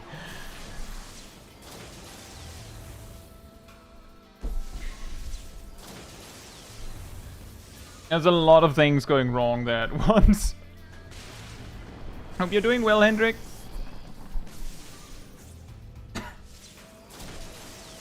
Yeah, eventually I'll be doing, Small Kai streams again once Dawn Trail comes out. But for now, we're still doing Small Kai, of course. Yeah, there was a lot of things. Like, that was the thing is, that particular step there, Ramu does Chaotic Strike, Tether, Thunderstorms, and it all happens like blah, blah, blah, all at once. It's a little scary.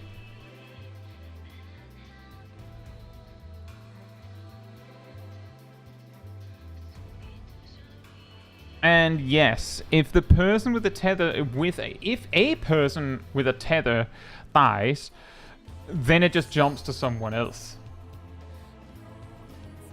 Thank you for the super chat, Emir. Did someone say give more memberships?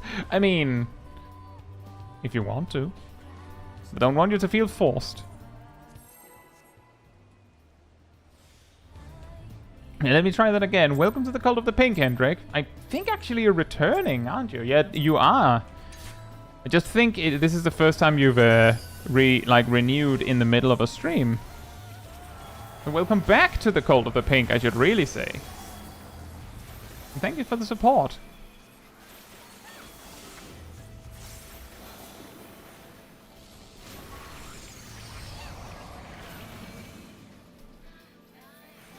Apparently, it looks like a new feature, Emir. I just noticed, like, I mean, why not?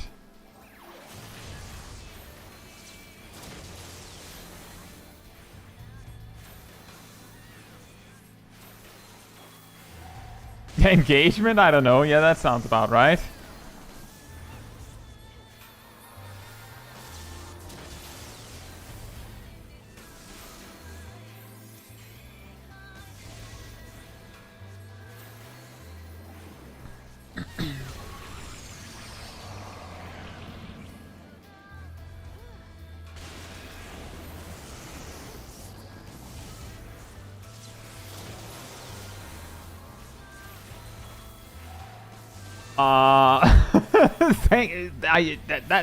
That's insane, Imi. Are you sure about that?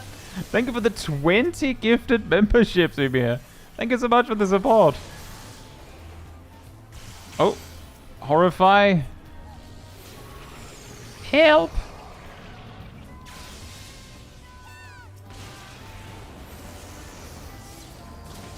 Thank you. Now the entire chat is memberships.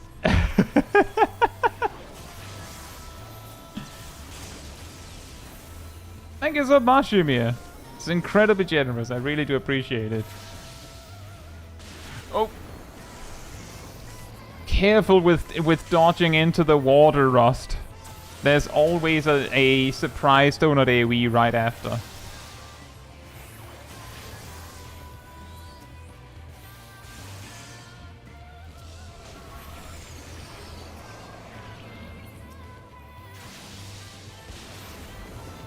Uh-oh.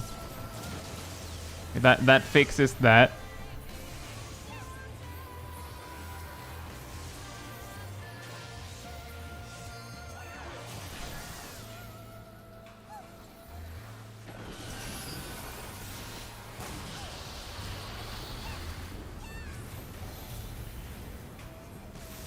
So many memberships you could make a fleet.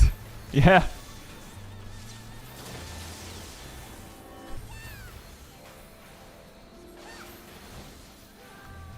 One step at a time. Let the tank deal with the tether.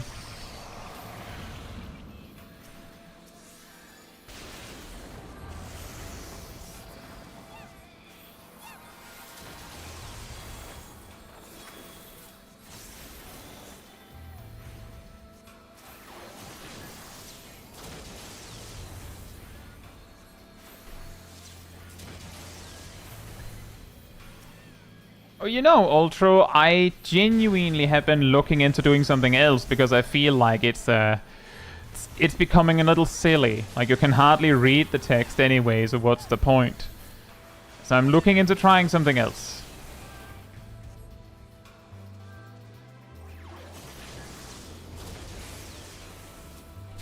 But then we had computer issues, and then I kind of prioritized getting videos out at all than sitting there messing around with a new credit screen. Yeah, I was actually looking into scrolling credits, Matthew, but it's just...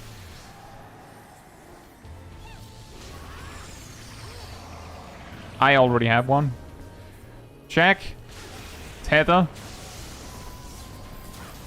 I'm going to die.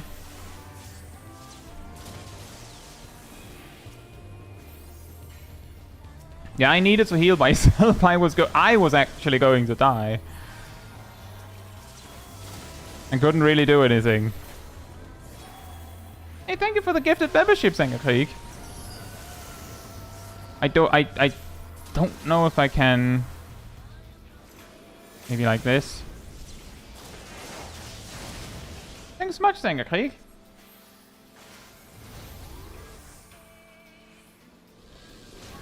Chaotic Strike first. We've got it solved on our own. Shaq, you careful.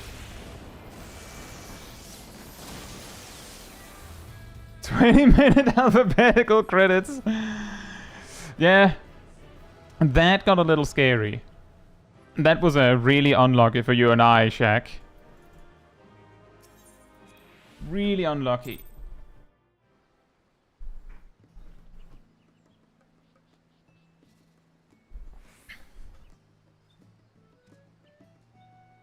Whew.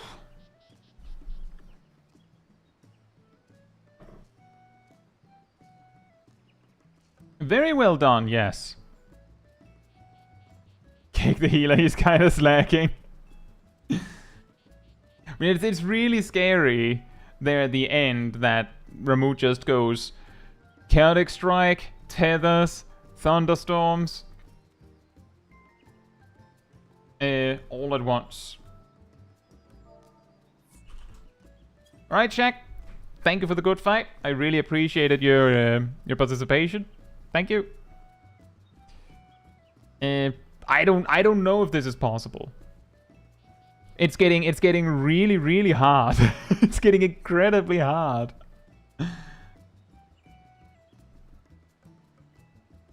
Kai reads out every member name in the credits. Could you imagine?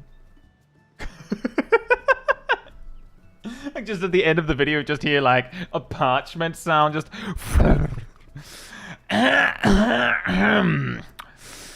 Ymir, Coco, Matthew, Kiri, Ultro, Archiebuster, just all the way down. Might take a while. 2 healers maybe? I don't think 2 healers would help.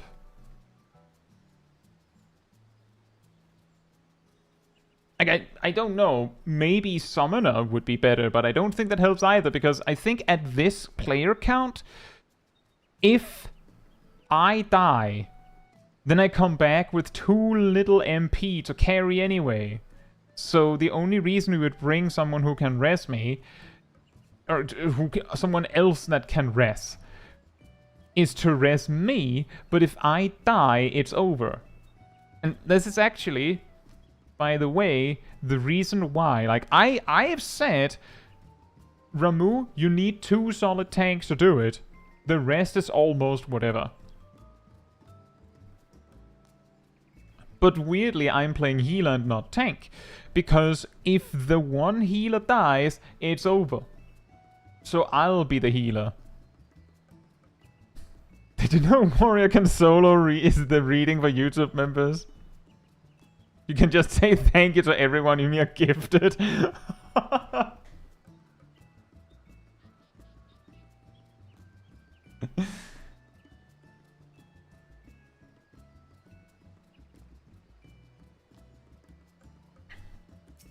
Yeah, I think this is what it's going to be. If you want to be a different tank, you can. If you want to be a different DPS, Rust, you can.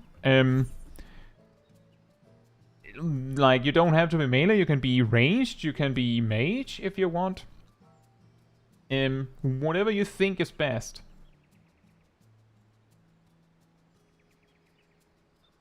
He has more healing output than aspected heal. That's not true.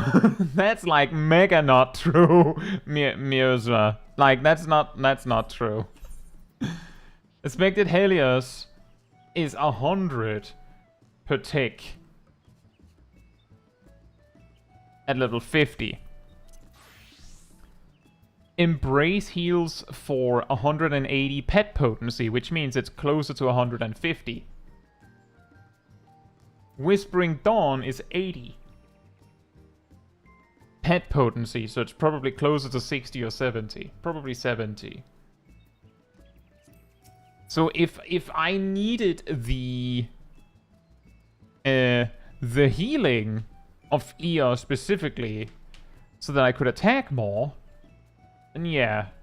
But I think being able to maintain aspected Helios through the entire fight as needed.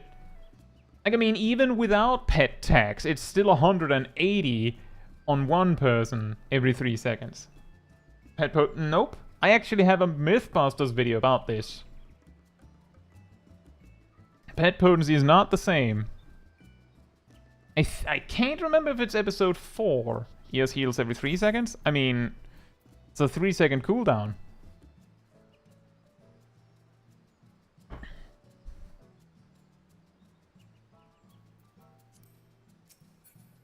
But yeah, there's a lot of weirdness with pets.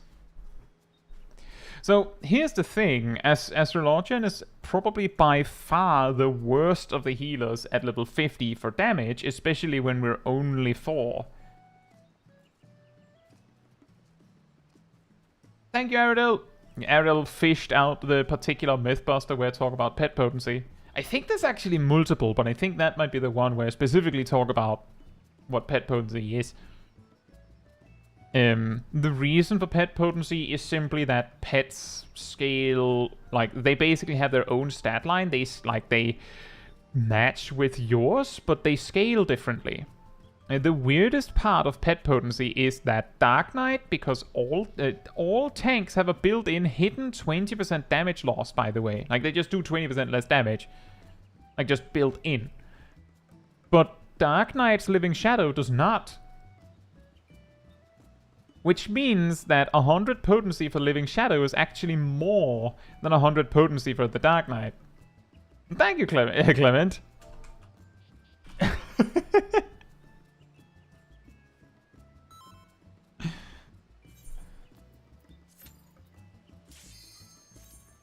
Yeah, I have a feeling that 3 players will not be doable. But 4, maybe.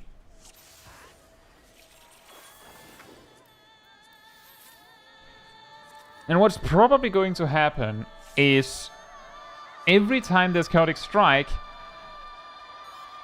we just pretty much already have to be in position or people will die. But we'll see. We'll have to give it a few tries and see what we do. This is just Criterion with extra steps. Yeah.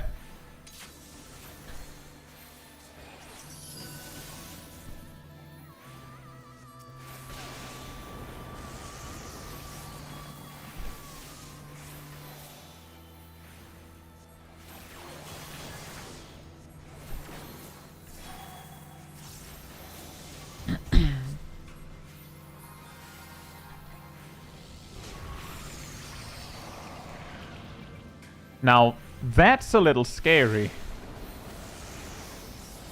I'm sure some of you might already realize why that's scary.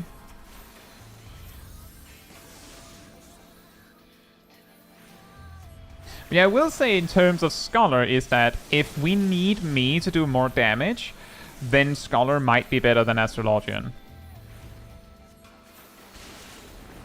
And with so few players in the group, like, maintaining Aspect at Helios is a lot less valuable as well.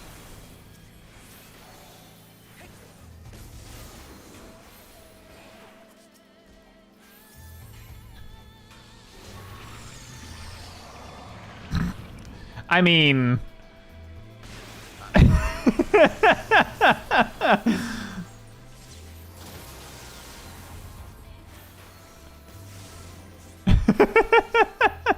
We've solved the problem of dealing with the fears. Like, that's something we have fixed by simply... I mean, there's so few people getting targeted with the circle AoEs that there's a really high chance that one of the people that get feared gets one. It's not exactly the solution I was hoping for, but it's the solution we're getting.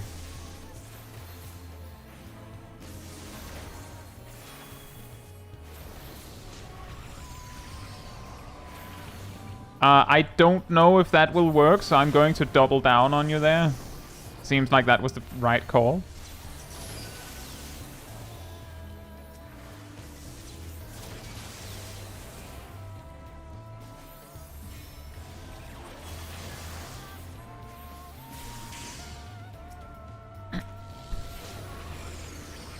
Enjoy your sausages, Clement. Ow! Please survive, everyone.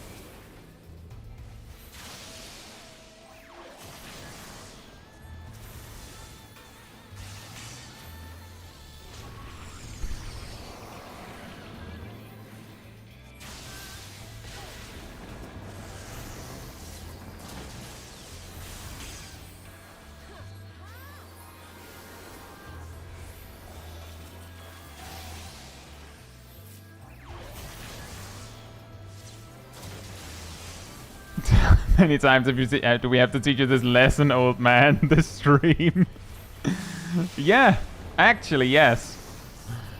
Very apt.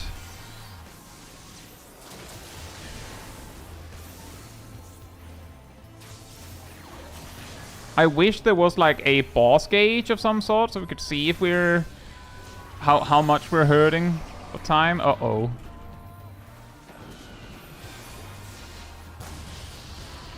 This is what we call bad.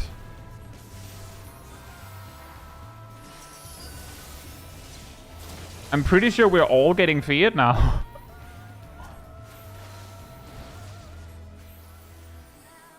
Well, let's pray.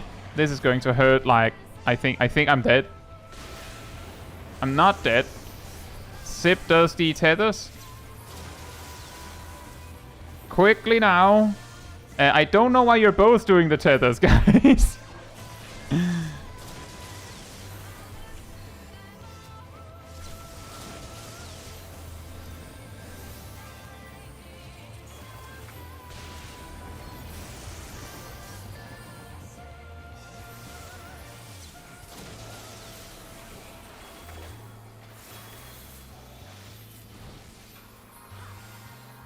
One thing at a time. Oh, no.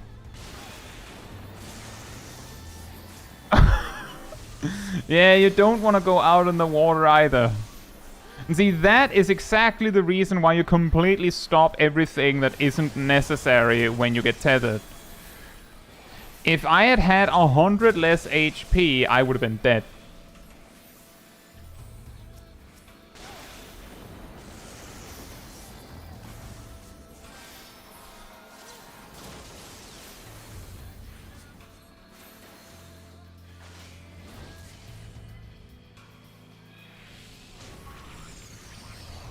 Oh no. I didn't think that kinda works. We need a quick tank switch, a really quick tank switch. Should I take 2 orbs?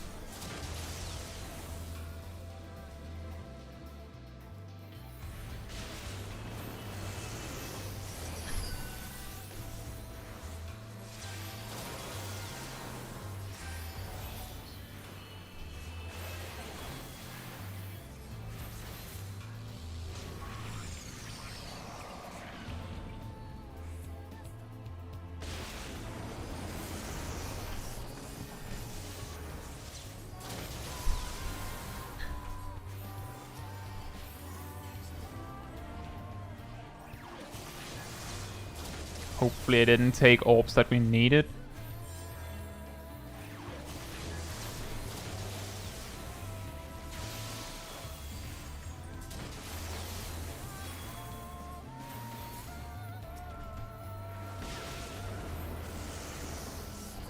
I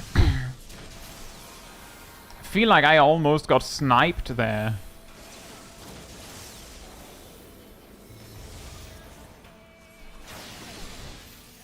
One thing at a time.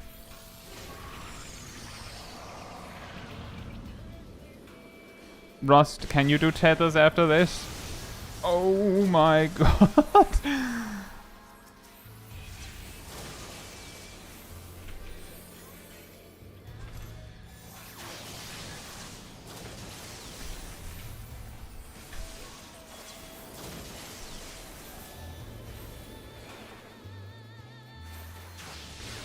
He does have an enrage. He enrages after 11 minutes.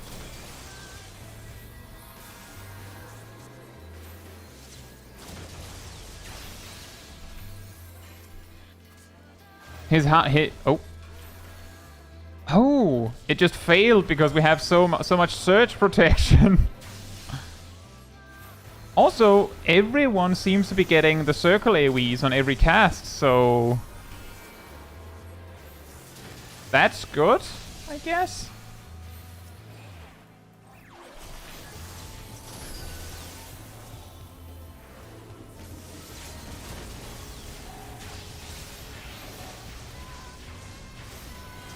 Nice. Was that first try? Was that first try?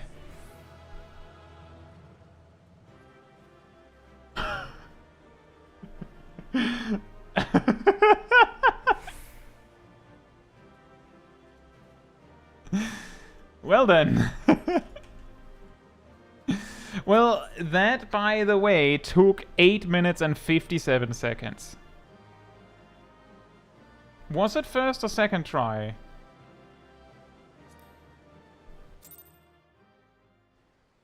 Yeah, I don't know, Ymir. I don't know. I think we were lucky. There's also the possibility that we had...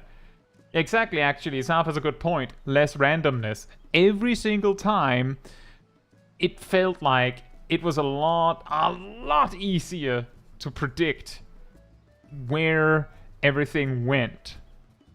We died at least once to tethers? Did we? I feel like the fact that we finished at 8 minutes and 57 seconds... in like the tethers we usually see in after the ad phase or during it. Yeah, now it's tanks and healer. Thank you for your efforts, Rust. Very well done.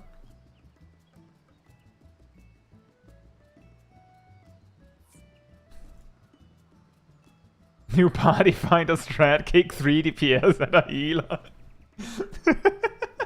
That's not what I want. What I actually want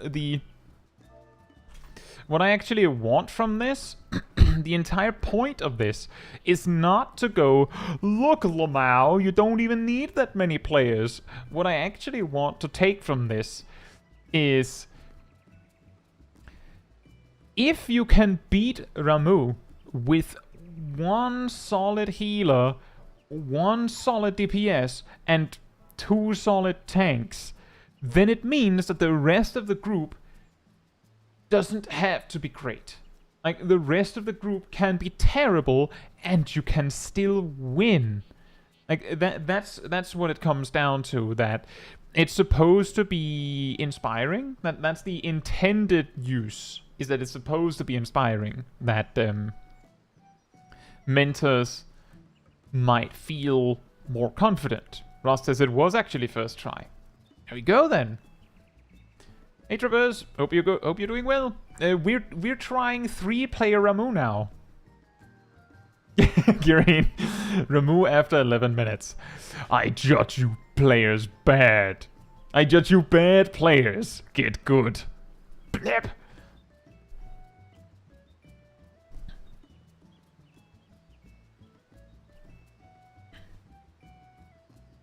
Now time to see if you can do it if you add in the other members and they sit dead at the edge. That shouldn't make a difference.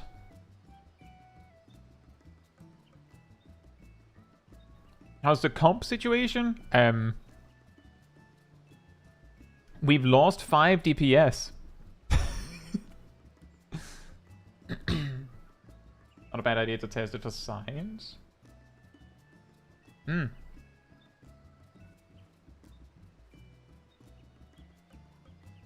There is a possibility. How's the computer situation? We're back on the big machine. It seems to be running well. Right as I started it, I was checking some files and I discovered I had to reinstall Microsoft Photos and Microsoft Paint, but it seems to be fine. I also had to reinstall NVIDIA because GeForce didn't work, but seems to be fine. Hasn't had any, like, it has just had apps. It was like, I can't remember where that file is. But other than that, seems to be working. It figuratively exploded, yeah, Ymir. Figuratively, but I've got a new CPU in it. It got new brain. So it's big smart again. Hey Jeremy, hope you're doing well. Makes a difference if dead players can get the lightning AoE. That's true. I don't think they can. I'm pretty sure they can't. And even if they could, I think it would be easier because you could just have them die in convenient spots. That makes any sense?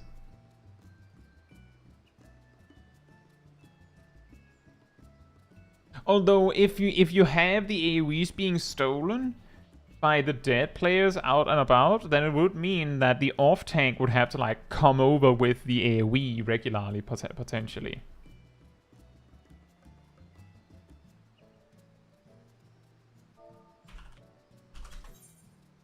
But that is true. That could be worse. Speaking of, it might be better with Scholar now. Because there's so few players now.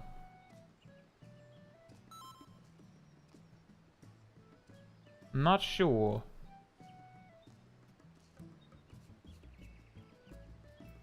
The problem is the problem is that well, maybe not. Malefic is actually pretty fine. Huh. Astro might actually be just fine then.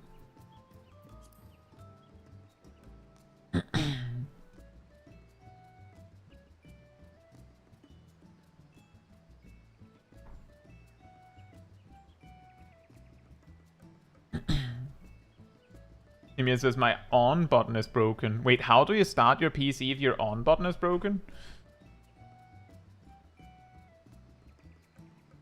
I don't know. Astro Scholar. What do you all think is better? So it seems like... So, Astrologian has 150 potency spammable attack. And 500 potency dot. And then, you know, pretty strong AoE healing. Scholar has 150 potency spammable attack, but, like, you know, it's instant. And then we also have Ether Flow. And the dot is 400.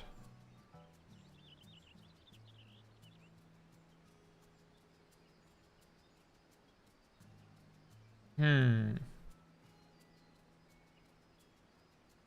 get the feeling that...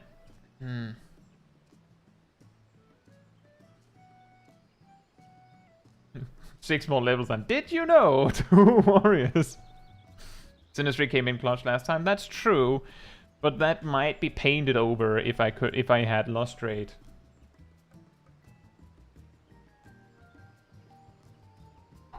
Try Scholar and prove, quote unquote prove, it's also not a matter of picking the right healer. That's a good point. We could try Scholar. Let's try Scholar. I feel like White Mage would be making it harder for ourselves.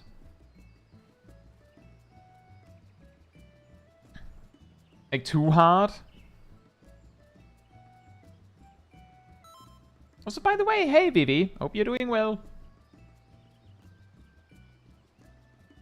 Unfortunately, Kosari, I can't really give any advice on PSU and CPU. As you can see, my solution to CPU not work is sent to company that made it. And then they go, yeah, the CPU isn't working. And then they replace it.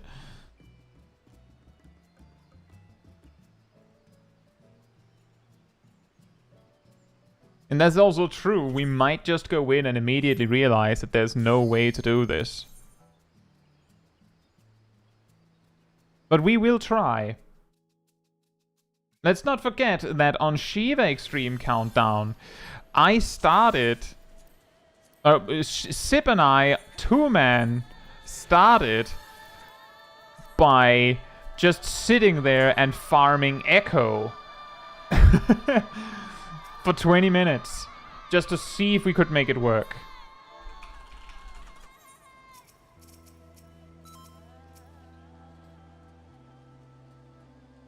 We couldn't, but we tried.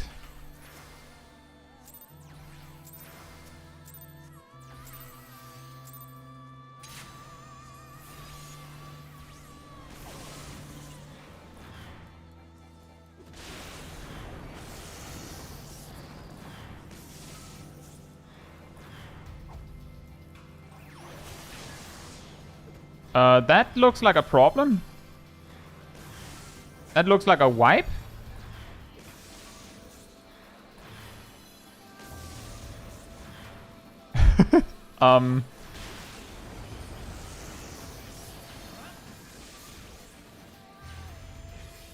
What's going on? Oh.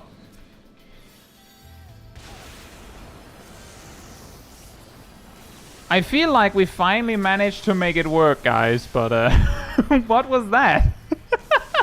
There are plenty of orbs. It was just that every time one tank took one and the other took two.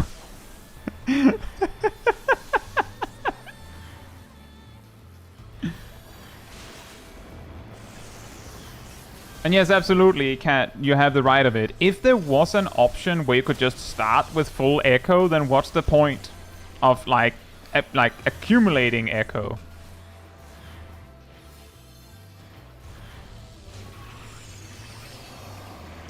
Oh no.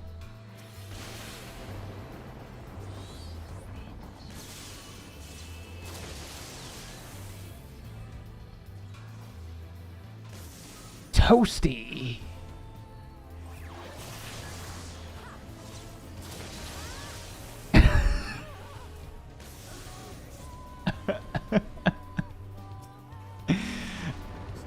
Ow.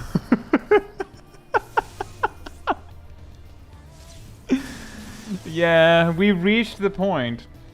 Does ES still heal you while you're feared? Yes. But, not much you can do if it does 4.3k times 2. I think what we'd need to do is... Well, the tanks need to have a very specific amount of orbs, but what I can do is I could, like, go grab 2, and then let the buff drop, grab 2, and let the buff drop. If there's any more than 3 orbs at any one time, would that help? It's not a good idea. I just yoink 2 orbs every time there's more than 3.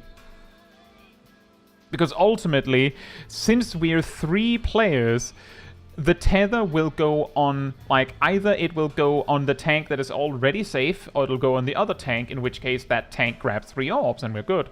So we don't really need more than 3 orbs at any time. So I'll try and do that.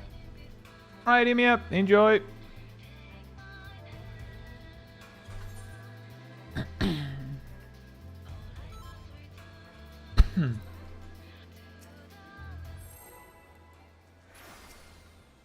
Sip just running away, so I can't give him Atlo.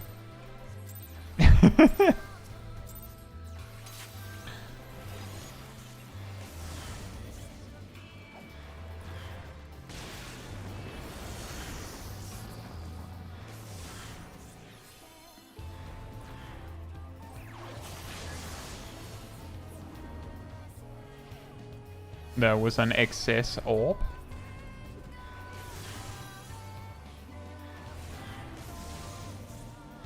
I will grab 2 orbs if there's more than, like, for anything more than 3.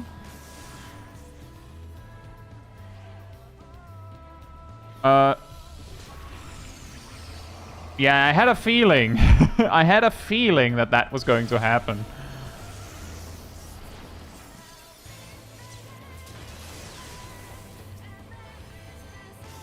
I'm assuming there's a tank switch coming up.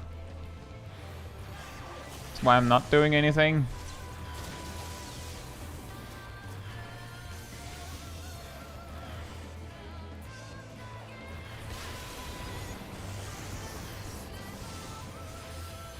Art of War does the same damage as Ruin.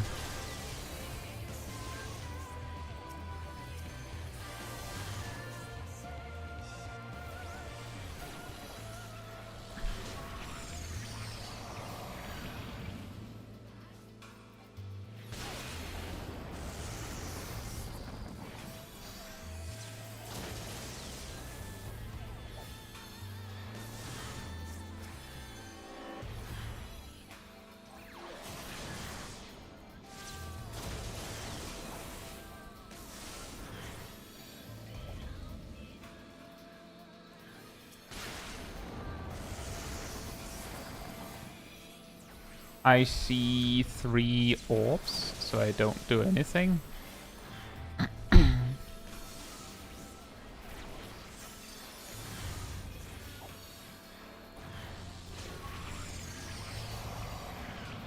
It's really scary because it just takes 1 unlucky placement and then it's just over. It's a very nice cluster of orbs over here on the side. Now it's not as nice anymore, but now there's only 3. Fair enough, there was a tank switch imminent. That makes sense.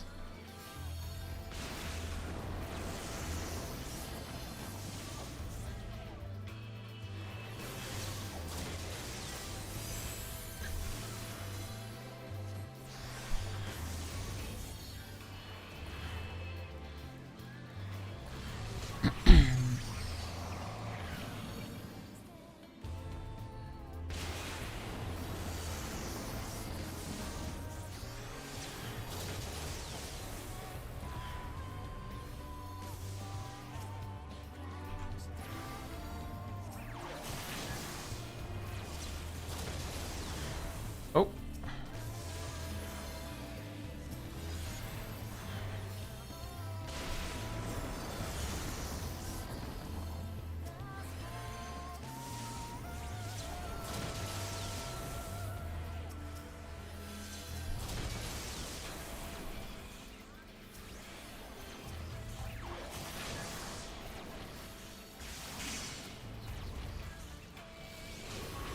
Are you serious?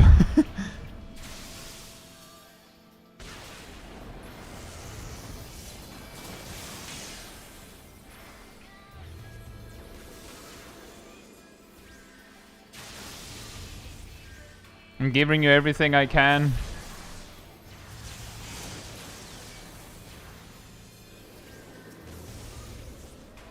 Oh, this is going to hurt, I think. I can't grab orbs if I'm busy healing.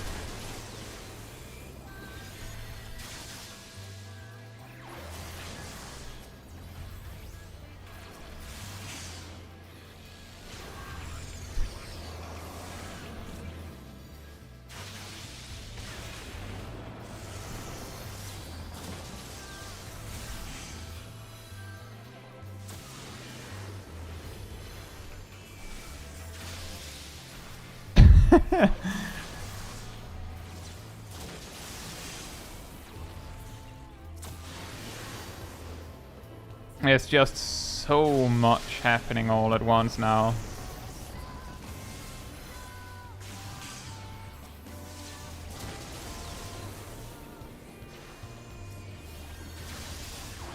And I keep messing up when I want to use Ruin.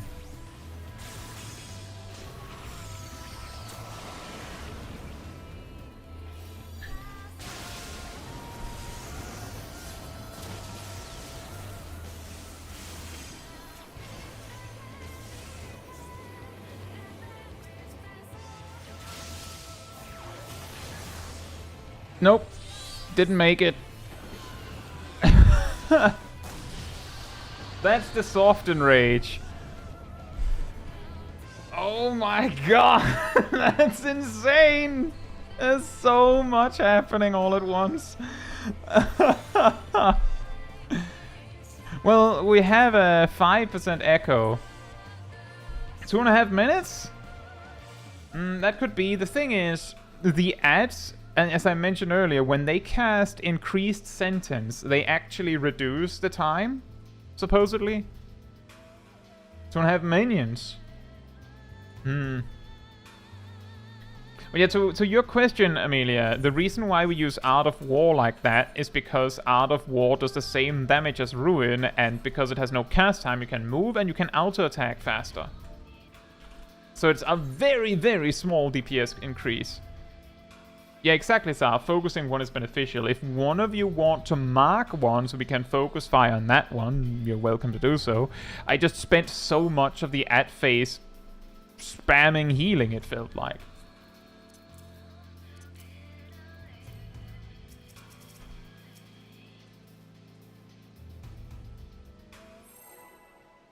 Yeah, the plan is we're going to try the hour out. If we can't do it, then we can't do it. Okay, also, by the way...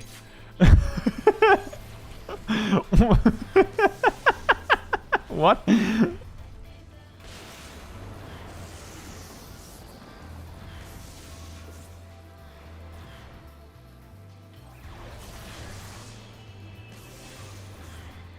Just casually crits 3 Adloquiums in succession.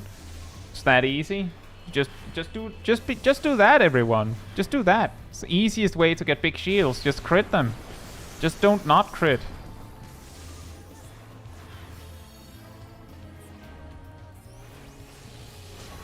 Oh.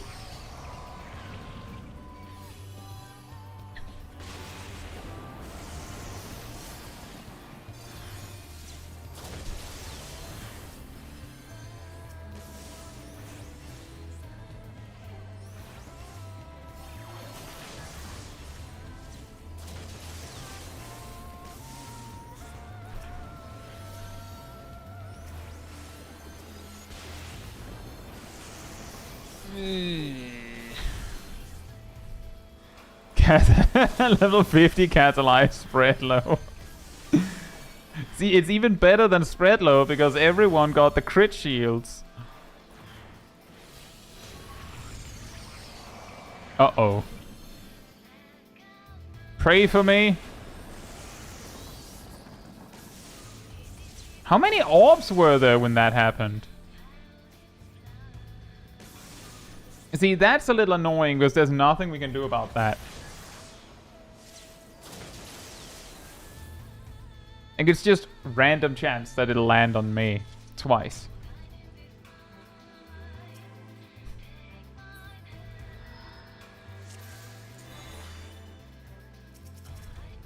And we try again.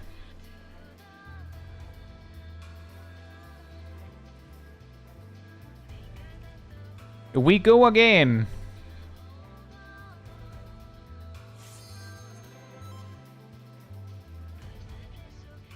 Does it ever hit directly in the center? I don't know.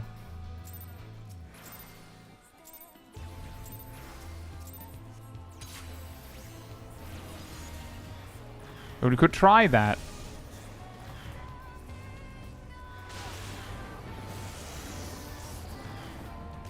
Oh, those are some good orbs. Some nice orbs over there.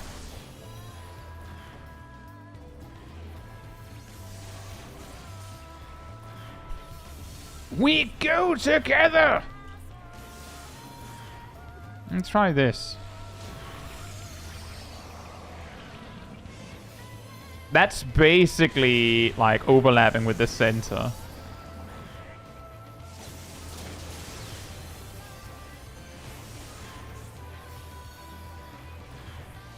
So it does seem like it could hit almost anywhere.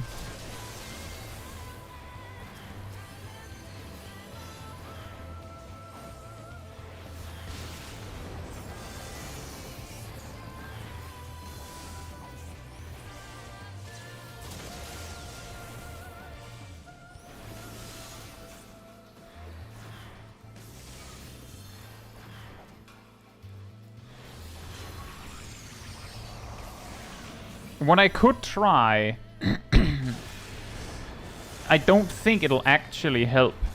But what I could try is try and, like, ad-low myself whenever the chaotic strike is coming up. But it's just... It doesn't help if there's two of them and there's too many orbs. Then I just die anyway. Hey, bro, nice orbs.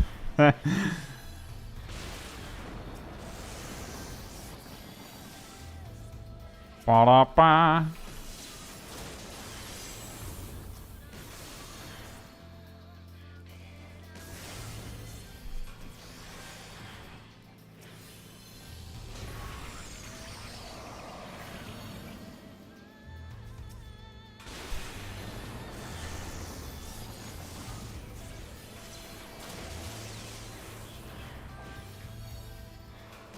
Even orb, bro. Just orb. Get orbed on.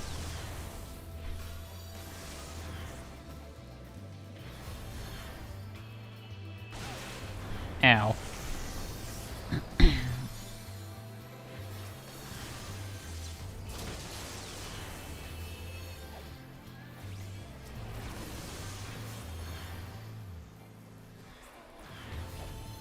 Oh.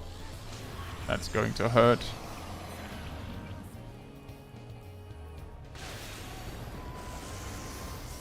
Expected it to hurt more than that.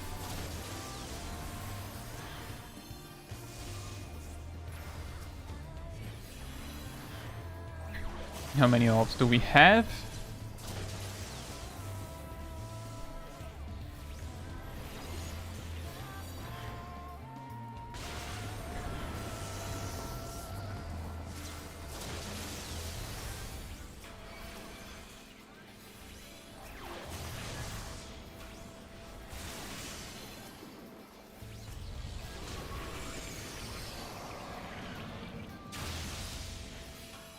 That's also, like, a part of it is that you can just get goofed by the ads just going, you in particular.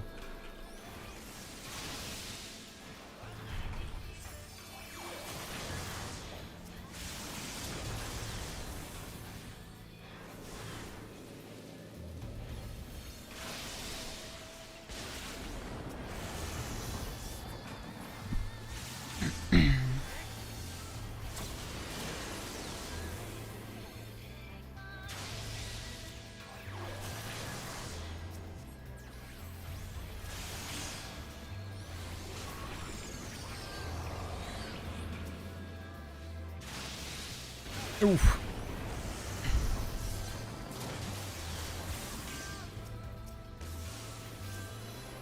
Wait, what? What? What killed you?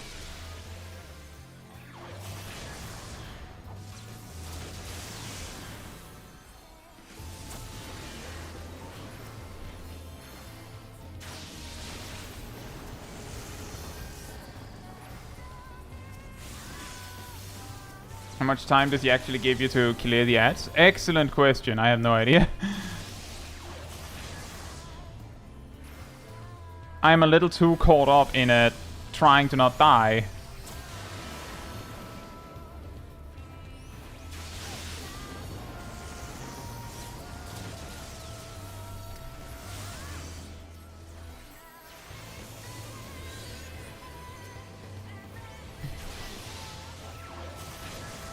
Nope, that was it. Did anyone keep track of the time? Did anyone set their clocks? What happened? How long did it take? The timer starts when he summons the ads. The timer ends when he kills us. Or when the ads just disappear.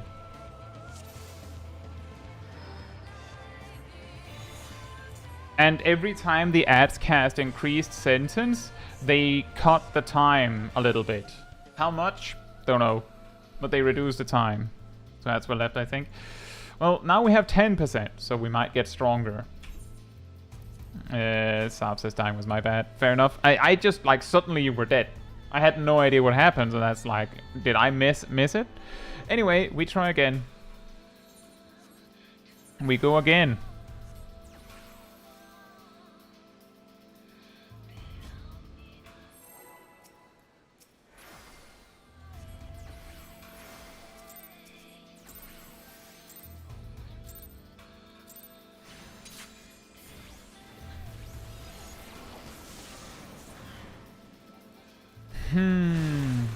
Maybe Rust.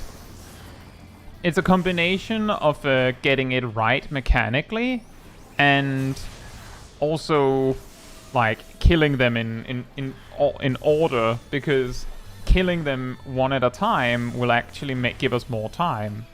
But we also have to, you know, greed a little bit if we can. Because maximum damage. That's also why I'm dotting multiple of them as I'm running around, despite trying to focus one.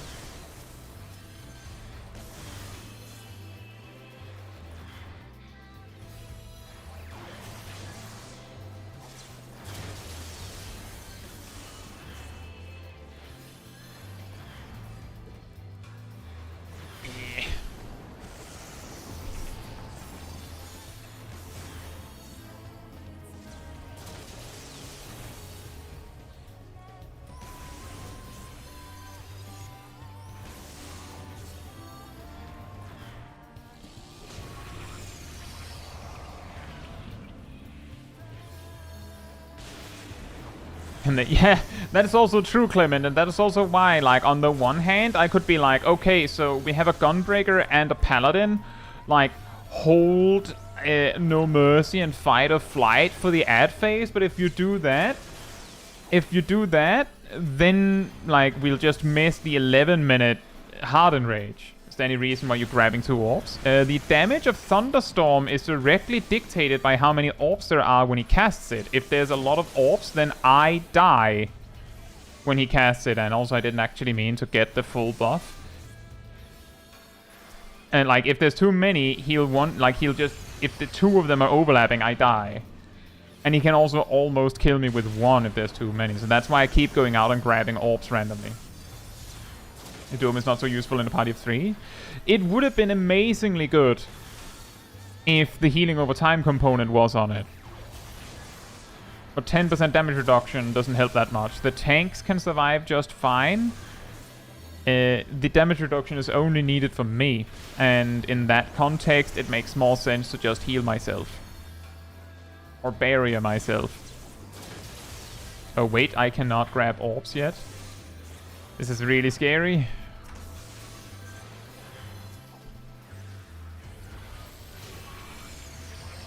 Yeah, I think I'm dead. Yep. Look at this.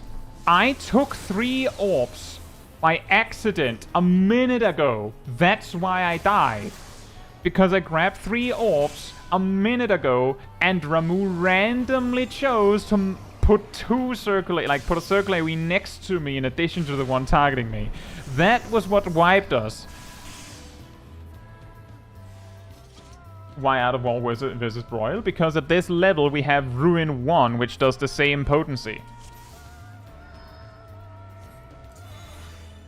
So at this level, Ruin is Art of War is a gain on 1. Because you can auto-attack more, because Art of War doesn't have a cast time.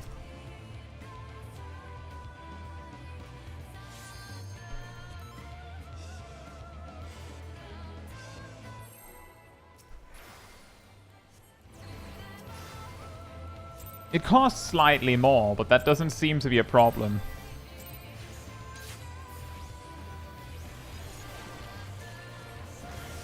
Very weird game design, yes.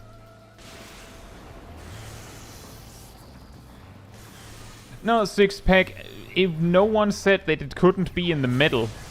It was just Emilyn that said it looked like it couldn't be smack dab perfectly in the center, but it can hit basically everywhere. So like there's not, like there is no safe spot. And I don't think I demonstrated it. Like, it's just a certain number of players get a circle AoE on them. Because we're 3, it means everyone.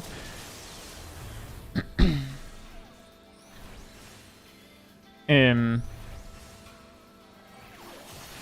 then he also put circle AoEs randomly in the arena, which is the reason why we're not stacking. Because there's like, if any of us are overlapping our AoEs, like if anyone is overlapping AoEs with me, then I die.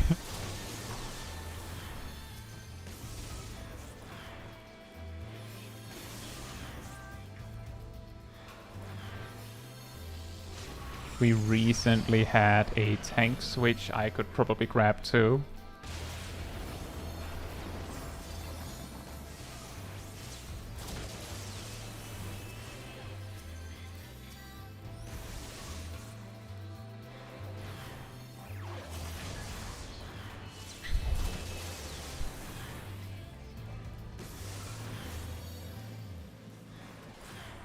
Art of War spam can become a problem in extremely prolonged fights.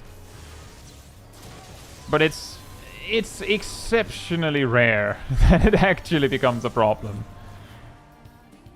I think we had issues with it on Shiva when we were 2 players. We check the damage here. 2,000. I took 4,000 when, like, per thunderstorm when we wiped before. Because there was like 7 orbs.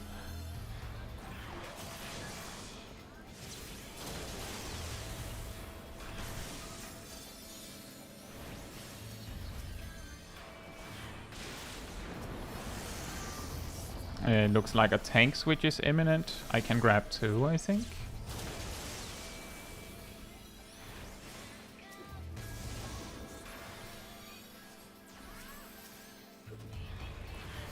How much easier this would be if this was Ramu hard? I think we wiped. I think we just wiped. Yep.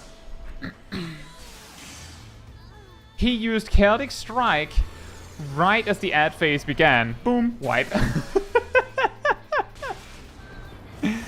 Because he reached, I believe, 64% HP right when he did Celtic Strike. We wiped.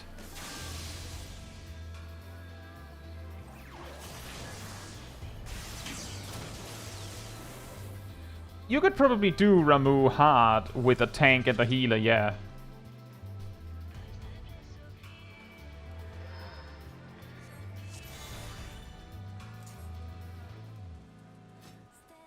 Well, now we are about 20% echo.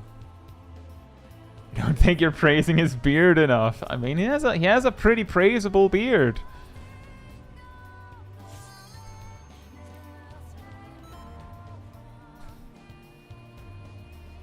Yeah, we're going to try this hour out. Like, when this runs out, I will either conclude that it can't be done, or at least that we can't do it. Does a warrior not solo Ramu hard? So warrior doesn't have raw intuition at level 50 6-pack. So no. Probably not. That's actually the reason why, if you check my solo challenge series, I didn't actually use Warrior that much in a Realm Reborn content. It was actually more common I went as Scholar. Because Scholar is insanely busted at level 50 and below. Scholar can solo Keeper of the Lake if you were curious.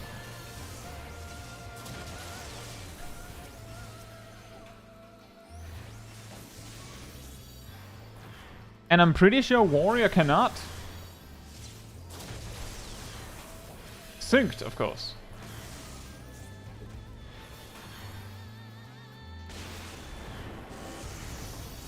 How much Gunbreaker self-sustain would help here? Aurora? A bit, maybe? But we already have, like, we have a Gunbreaker.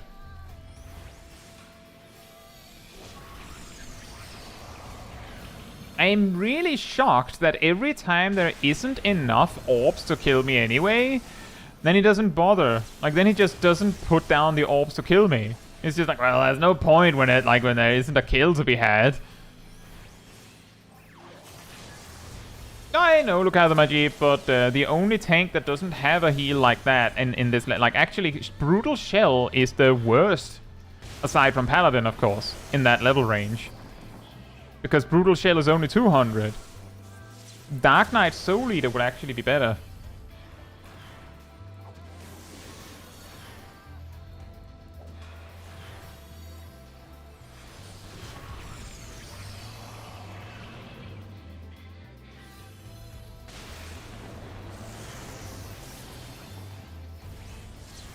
Brutal Shell has the advantage of being 2 GCDs for emergencies. That's true, but it's 200 potency where Soul Eater is 300. So it's 100 potency per GCD. Same. It's just that Brutal Shell combo is weaker. For damage.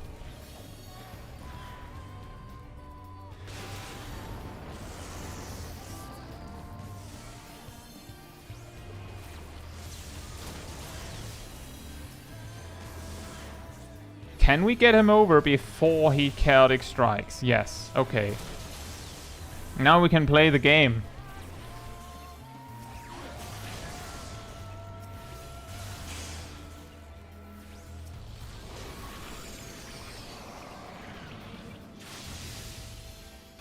That's a good question, Traverse. I feel like it's a little overwhelming for me right now.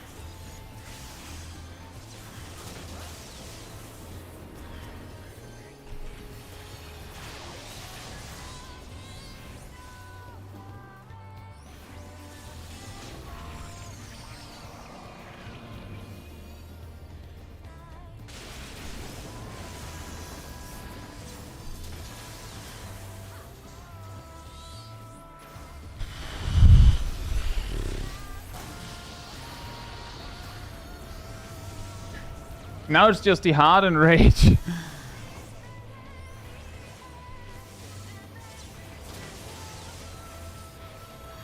Very good timing with the song ramping up there.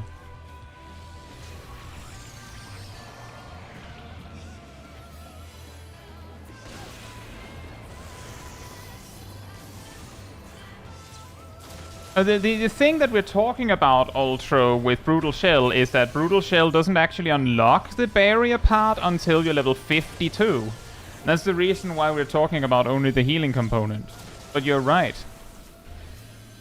Alia, hope you're doing well. Nope, Velas, I don't believe so. It's a looping song. But there are other songs that do the thing that you're suggesting.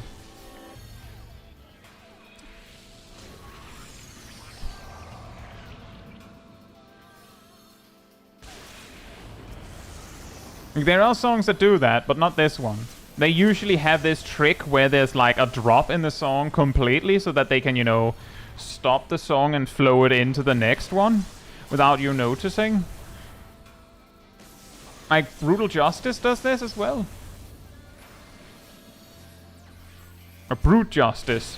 Brutal Justice.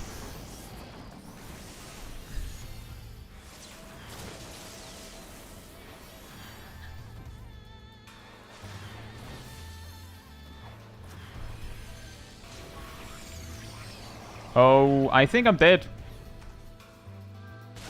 Yep, that was it. After all that. Dead to unlucky mechanic overlap.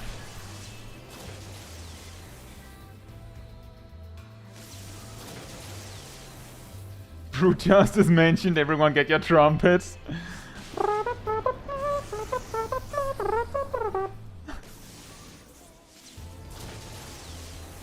And yes, look at the Maji, it actually does, to my knowledge, it actually goes into that split thing as the, like, in that particular section of the song, and they can make it that way because the part with the trumpets and all that starts when Brute Justice appears. I'm glad to hear that, Leah.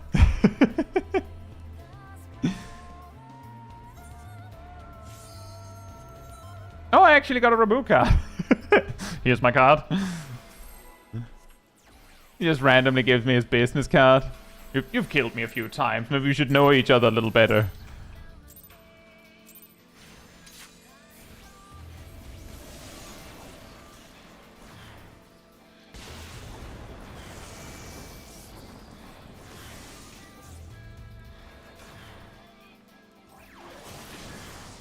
I don't know if raw intuition would make this 10 times easier. Because most of the things that kill us is like, and then someone got one-shotted. It would help, but I don't think it would solve the problem. I'm not sure what we actually would need. Like a recitation would probably help. Something like that. That would be nice. TVN would actually help a lot, yeah. If we had TVN, then like every time we had to deal with Chaotic Strike, we could just have TVN on me, just in case I need it.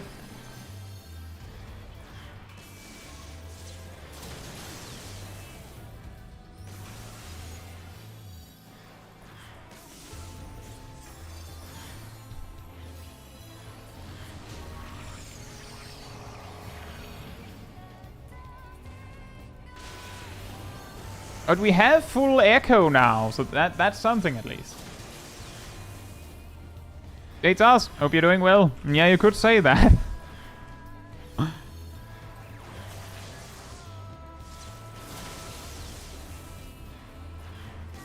I feel like this is nicer though. I do remember with Shiva, we immediately realized it's not going to happen. We had to farm echo just to stand a chance. Which made the two-man run feel a little weird at the start. But here we're trying from the very get-go. That's a good thing.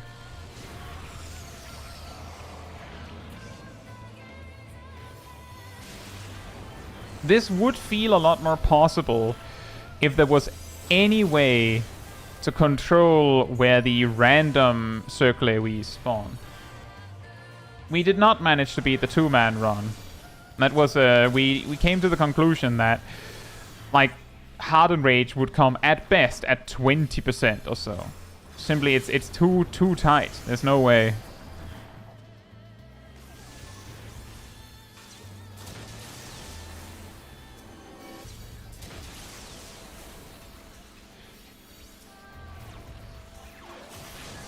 Is cover useful at all? I don't think so. Many of the mechanics here, like, I mean, the thing is, one of the tanks is completely stopped in their tracks for a significant part of the mechanic. So if it's the paladin, there's nothing that you can do. Like, the paladin is also frozen. It's kind of part of the reason why it's just, well, unlucky.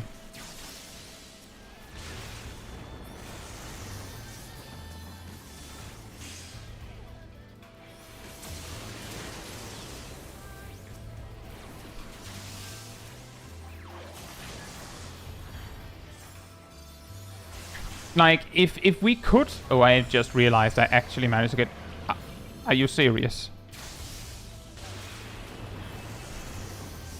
I managed to get... I have 4 orbs now, somehow. Wonderful. Wonderful, wonderful. How? Do the purple lightning things from these guys give it? Or something? Or did I just not see it?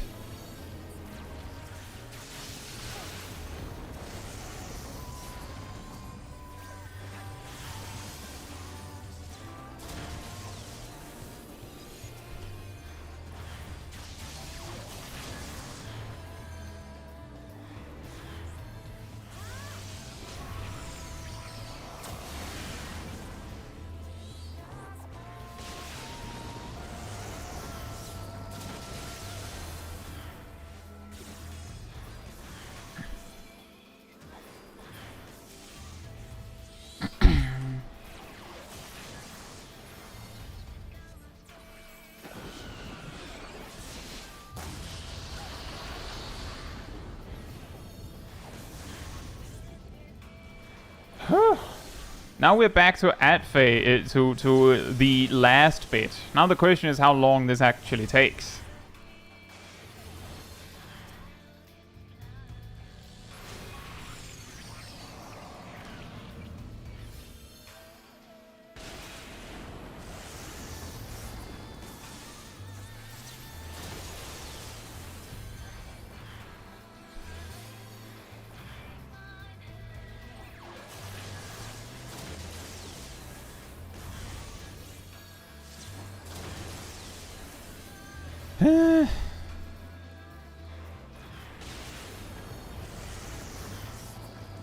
And now we have to deal with tethers on top of everything else, although... like, a lot of the time... It'll just be like this. Where it's just... doesn't matter. I hope I survive this.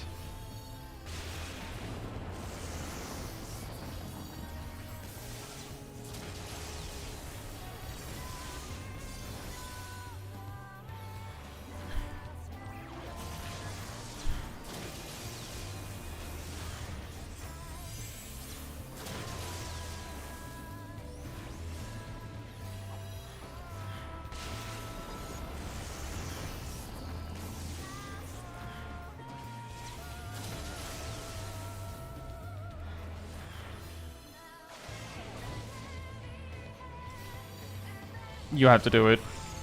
Uh-oh.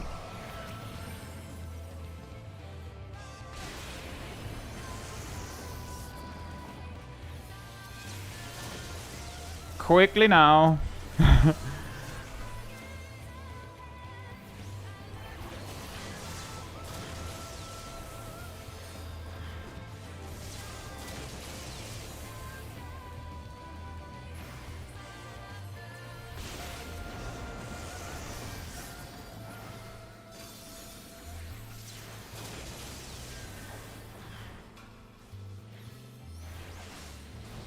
You do it.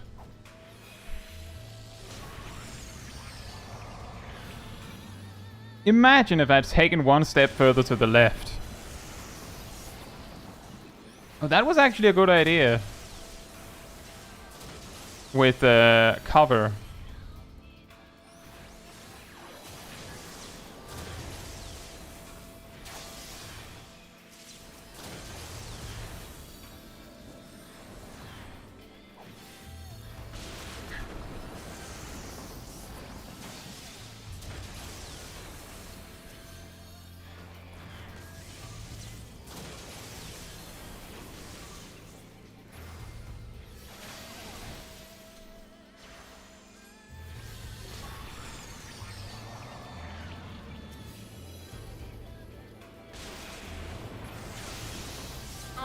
my god! Captain Wombo Combo over here, literally setting up. Aha, you can't move. Time for me to style on you.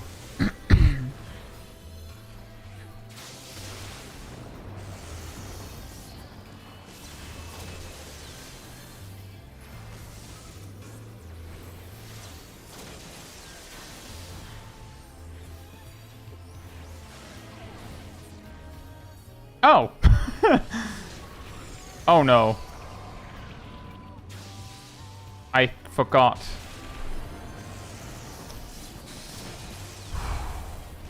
What?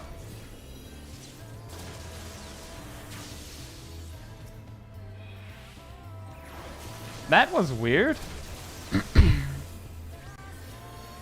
As if the tether just didn't come in, like it didn't materialize until it could. Strange.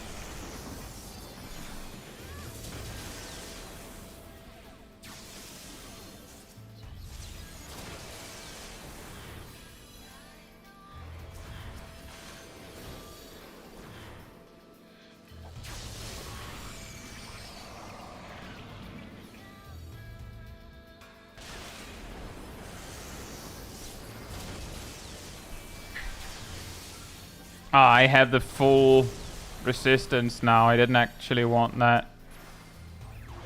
This might mean that our time is running out real fast.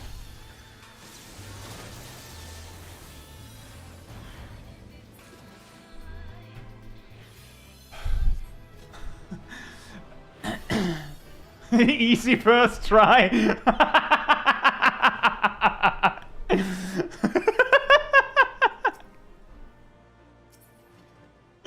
Look, mount! Anyone need a mount? Anyone doesn't have Ramu mount?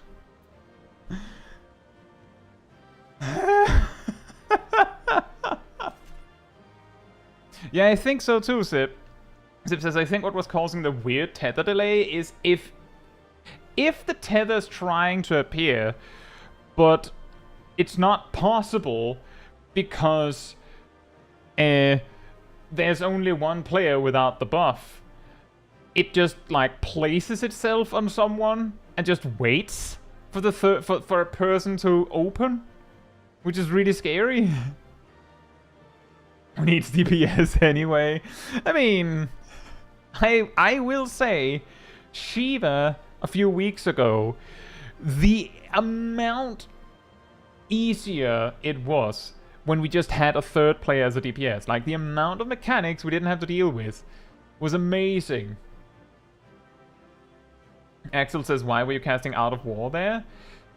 Art of War is a gain on 1 before you get Broil. Ruin does 150 potency. Art of War does 150 potency and doesn't have a cast time. Every time you cast Ruin, your auto attack is delayed by exactly 1 second. The reason why it's not 1.44 or 1.5 seconds is because of how slide casting works, but the point is it delays your auto attack by 1 second, and in this level range, your auto attacks do like 30 potencies worth, so it adds up really quickly, and the MP difference is completely irrelevant. It's actually so insane that I believe auto attacking with Ruin 2 is like 1 or less potency difference between like regular Ruin spam or Ruin with auto attacks. It's ridiculous. But how long did that last attempt take? When did we pull? Let me see. There's a ready check and a pull time at 9:44, and the kill was at 9:54. We were like, it took somewhere around 10 minutes. Just to be clear, the hardened rage is 11 minutes. There is so little possibility that you could do it with 2 players that I don't think it's unfair to say without going and trying It's not possible with 2 players. It's not possible. However, I can say Warrior solo when. Warrior can't solo this because it doesn't have raw intuition.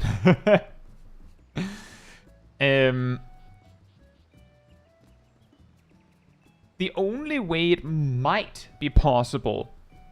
Oh yeah, also, it wasn't even, like... I don't think we can beat the ad phase with 2 players.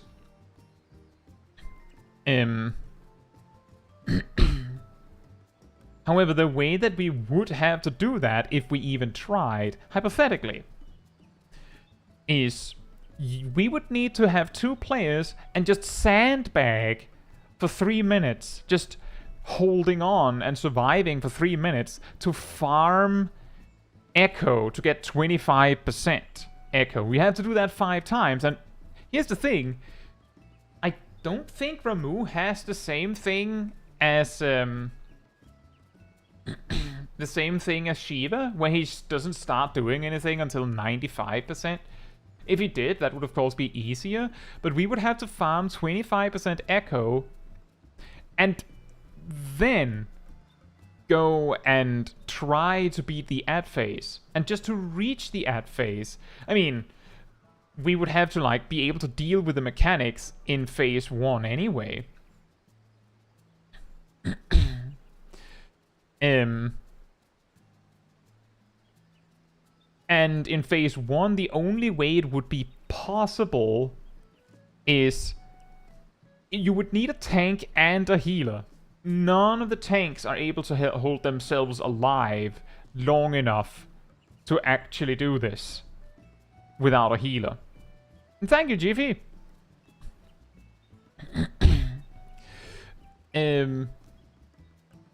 Which means you need to have a tank and a healer.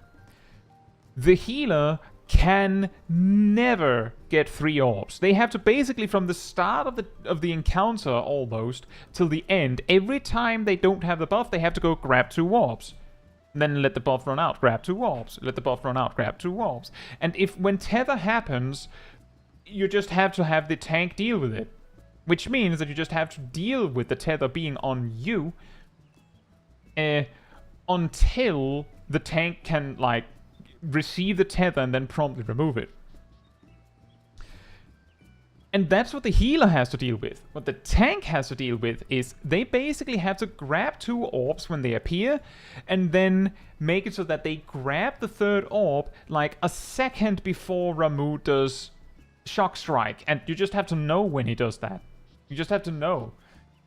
And then it has to be... I don't know if you can control this, but like basically what you would want is...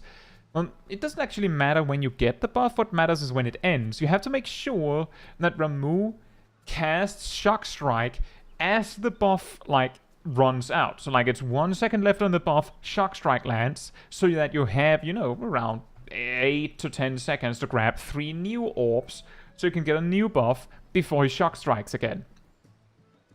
And because of this, you'd need to know exactly perfectly when he Shock Strikes every time, and you would need to plan around it perfectly every time while doing maximum damage perfectly every time, and while dealing with ads and doing maximum damage on the ads perfectly every time. And the healer has to grab 2 orbs every 16 seconds or so. Vince says the pull time for that run was from 25:48 to 15:54. Okay, so it was like 9 minutes and 54 seconds, right? And the hardest in Rage is 11 minutes. If we dropped a tank, we wouldn't lose 50% of our damage. We would lose like 30%, 40%, like around at least more than 33%. Less than 50. Thank you for the gifted membership, Agni. Thank you for the support. And I hope you enjoy the emotes, Vuvumet. Thank you for the additional membership. Gifted membership, Agni.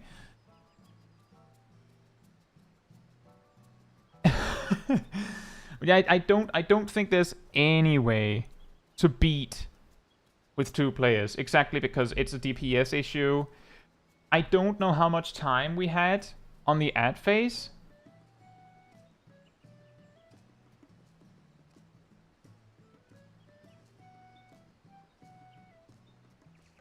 Yeah, I agree, Ogni. That is weird.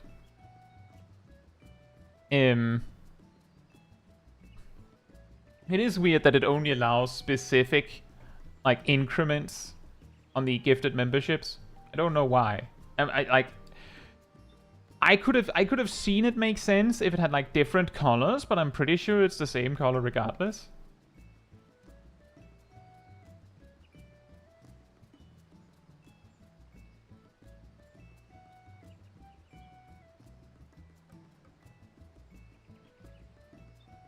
If you go from 150 DPS to 100, you're losing 33%, Meowsva.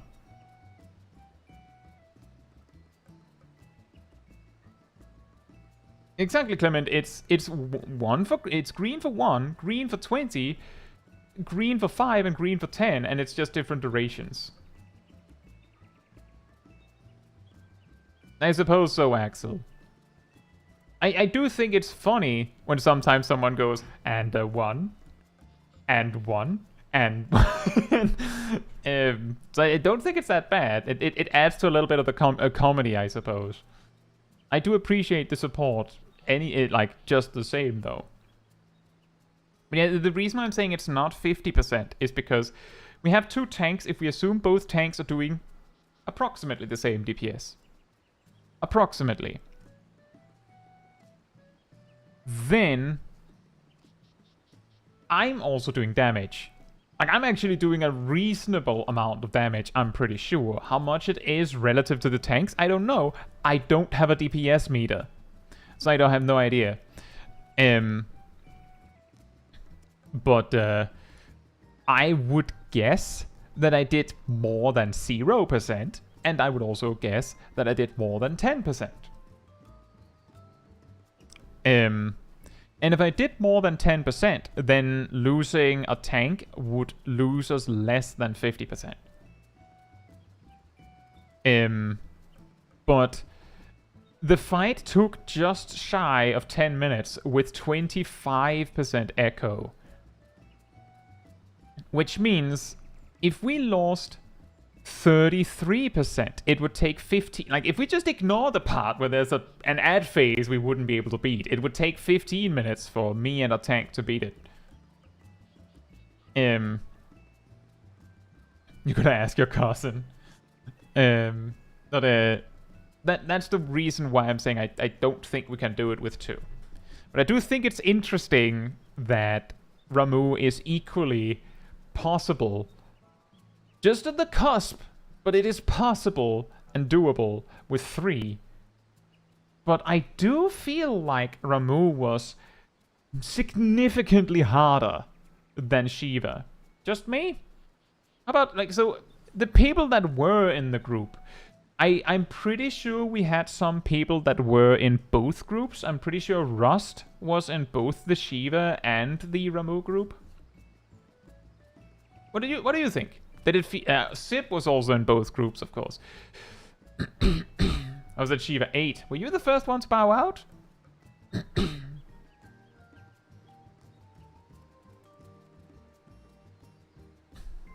He was mean. Aradel was also in both groups. Ramu was ridiculously mean to Aradel, actually. I mean, it did feel like, to me, Ramu felt way harder. Way more mechanics, just all the time, where he could just go, oh, well, you did it wrong. You blinked. You blinked. You die now. Where Shiva, I think the only thing that was like that was the stack marker. The frontal cone stack. It was easier with 4 people. Well, it did seem like we just one-shotted it there. I felt like with 4 people, we reached the perfect equilibrium where the mechanics were weirdly predictable. Ramu has a lot more team-wide random damage. That could be. Ramu has a mandatory tank switch. Ramu has mechanics that you need to maintain and manage.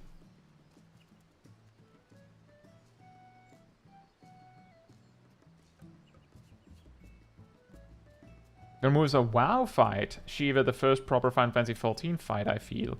That is an interesting way to put it. Ramu has... Oh yeah, that could be. So Ramu has Phase 1, where he does the Circle AoEs, the Orbs, and Shock Strike. And he also does Chaotic Strike. At 64%, he immediately switches to the add phase, which can just screw you over, depending on how that lands. In the add phase, he continues to do Circle AoEs and Orbs and Shock Strike. You kill the adds, he does Judgment Bolt, and now he unlocks the Tether. At, I believe it's 29%, he starts spawning adds that cannot be hurt, like just the random purple lightning just coming across, and you can't stop that. But that's a good point. He's basically just cycling through like, I don't know if this is still perfectly true, but in World of Warcraft, bosses typically have, like, most bosses do like a specific mechanic on, you could almost say, on cooldown. Like, you could actually, for many bosses in World of Warcraft, imagine it like a class, and they just, like, each mechanic has a cooldown, and it just clicks it on cooldown. Which means if you can cause the boss to do something, like, be delayed, you can mess them up. Hey, Chester, hope you're doing well. Thank you so much. Actually, true, doing things like liking the stream does actually tell the YouTube algorithm that more people should watch, that it's a good stream. And people haven't just put it on in the background and they're not even paying attention. So it does help. So thank you, everyone. But yeah, genuinely, it does feel like that in World of Warcraft, that a lot of bosses are like just clicking cooldowns on cooldown, and that's what they're doing. Some bosses are like more structured, and they of course have mechanics that happen at specific percentages. But that actually does track with what Darth is saying, that Ramu is more like a WoW fight than a Final Fantasy XIV fight, because he's basically just cycling through like 4 mechanics, and then he reaches a certain HP threshold and he does something specific, and then after that intermission, he unlocks an additional cooldown, and that's it. Was Shiva the first trial to require looking at the model to know no version of attack?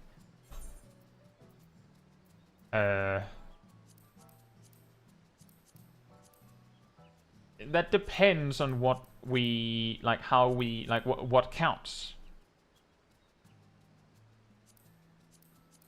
I guess.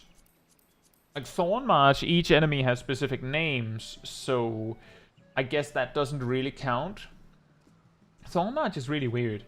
I looked into this, and apparently the way that it works in Extreme, like if we just ignore the part where we have to like gradually wear down all the Moogles and all that, the way that the boss mechanics work in Thorn March is that the bard says something, like actually in a speech bubble over him, says something like a shot caller going, "Alright everyone, we're doing the Pomholia and the Moogle go around." He doesn't say it that literally, but he says something, and then the other Moogles do something. Which means that if you're looking at the bard, you might be able to know a few seconds in advance what to do.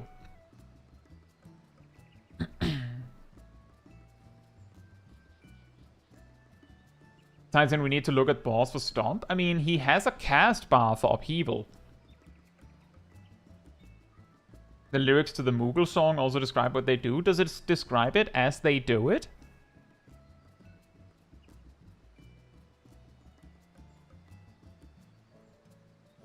But that is true. You can see Upheaval coming by seeing Titan lift his leg.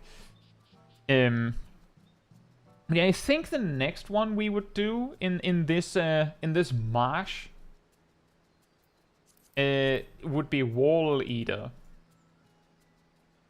The reason why I'm doing it this way is because I think it's funny to do a countdown in reverse. So we're just going down and up instead of up from up from the top and down. And also I decided to start with Shiva just because. And it actually originated from me, I believe, in my Mental Roulette series, saying, I'm pretty sure you can beat Shiva with, like, a competent tank, a competent heal, and a competent DPS. Or if you even need a competent DPS. And it turns out that you need exactly a competent tank, a competent healer, and a competent person. And a DPS would be preferable. The Moogle song also says suggested kill order. That's complicated. Before they reworked Thornmarsh hard, there was a thing with a kill order. In Extreme, you don't want to kill the small Moogles. Not immediately. Like, you want to hurt them all down so that they're close to death, and then you want to go, okay, and then just cleave all of them down immediately so that all of them go as close to dead or dead as possible. Because, so on the hard version, before they reworked it, here's a little story about Thornmarsh. No one saw that coming in a Striking Tree stream. In the old version, you were met with like a few Moogles. When you killed those, a few more Moogles would appear. You killed those, a few more Moogles would appear. You killed those.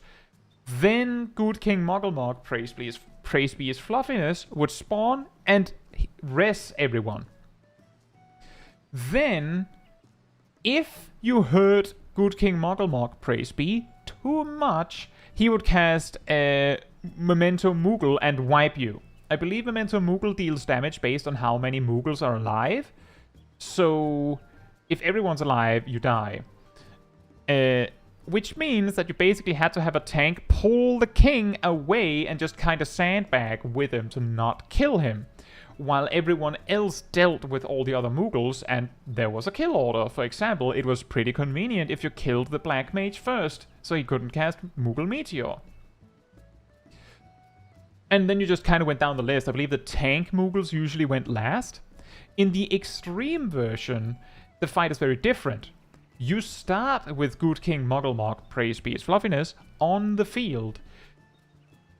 Alone. When you get him to 90% HP, he summons the Mox Guard, which is all the Moogles. And when you kill one Moogle, it doesn't matter how many Moogles you kill. If you kill more than 0, he immediately casts...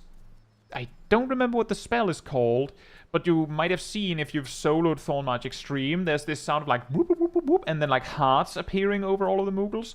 He takes HP from himself and fully heals all of the Mox Guard and rests everyone that needs it.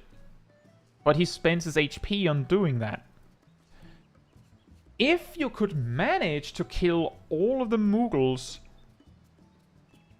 instantly, like at the same time, so he has to actually fully heal all of the Moogles each time, I think it's possible to kill him by doing that twice. And the reason why I say twice is because the way it works is the king is there, he goes to 90%, he becomes invulnerable, summons the Mox Guard. You kill a Mox Guard, he reses everyone. You kill a Mox Guard, he reses everyone, and then everyone casts Moogle Meteor, which hurts, doesn't kill you, but hurts. And then the king starts casting Hardened Rage, which is Memento Moogle. But this version just kills you. Like, it doesn't care how many Moogles are left. And he is invulnerable as long as a single Mox Guard is alive. Which means that the way you have to go about it is that you're basically like carefully going, okay, get this Moogle down low HP, now this one down to low HP, and while you're doing that, the white mage Moogle is like randomly flying around going, I'm gonna cast Cure on this guy, and now I'm gonna cast Cure on, like it doesn't fully heal them, but does heal them a bit. Now I'm gonna cast Cure on this guy, and that can be helpful because some of the mechanics are dealt with damage. Particularly, the Black Mage casts Flare, I believe, Moogle Flare, and it takes up like 90% of the arena. But if you smack him 5 times, just any damage will do, he will stop. And if the Bard Shotcaller goes, Come Holy and Moogle go round, then the White Mage Moogle will cast Pom Holy, which is Moogle Flare, or Pom Flare, I guess, but it takes up the whole arena. Basically the whole arena, and it kills anything that isn't a tank. So, hard stop if you can't hit the White Mage 5 times. So if the White Mage is nearly dead, then you just kind of look at it and go, well, I guess we're ending this phase early. Because you have to kill the Moogle. You have to kill it. But once you've gotten all the Moogles down low, you just clean up, and then the king reses everyone, and then you do it again. And the second time, you want to hold back with your cooldowns. Like, just, you know, whittle them. Like, if you were using cooldowns, that's brave, but in the second set, hold those cooldowns. Hold them. And just carefully whittle down the Moogles. And the reason is the second time the king reses everyone, it turns into a DPS race. Like, it just flips the fight from this careful management fight to DPS race. The instant he has resed everyone, you have to quickly kill all of the Moogles. And all the other Moogles might still be doing their mechanics. I'm actually not sure. But you just have to kill them. And when they're dead, you can attack the king. And, I mean, he will probably have like 17% HP or something like that. Maybe 15 if you did it right. You can easily deal with that if you were prepared. But it's a really meticulous fight. Speaking of, and we'll get to that when we get there, but I'm pretty sure that you will need, at minimum, 2 tanks. Minimum. And a healer. And just, you need a healer again, because the tanks aren't, they're not self-sufficient enough. You don't actually need to juggle the warrior and the paladin. The warrior puts a debuff on his target that makes the paladin do more damage. And the paladin puts a debuff on its target that makes the warrior do more damage. From what I learned, at least. I'm pretty sure.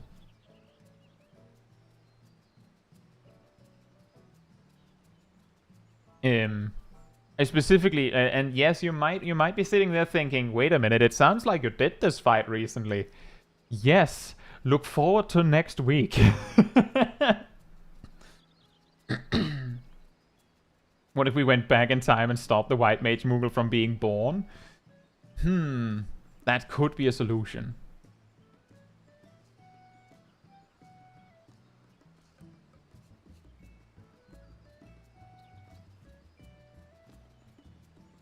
But yeah, it's a tough fight. I imagine you would need 2 tanks, specifically because you need a tank to tank the Warrior Moogle and a tank to tank the Paladin Moogle. And then you need a healer to heal them. And beyond that, I don't think you need 2 healers. I don't think you do. For anything. Which means that how many DPS you need, however many it takes. Like, how you need exactly the amount of DPS you need to be able to meet the DPS check at the end. That's what you need. Disturb says, the Gunbreaker struggle in AR extremes. Gunbreaker is really good in a Realm Reborn content. It has Aurora, which puts it ahead of Dark Knight and Paladin in self-sustain, I'm pretty sure. Warrior's probably also slightly behind on that. Gunbreaker has no mercy, which is good. Gunbreaker has I'm pretty sure, a better burst than Paladin, simply because they have Blasting Zone and Burst Strikes. So Gunbreakers are really, really solid in a Realm Reborn Extremes, in a Realm Reborn content. In fact,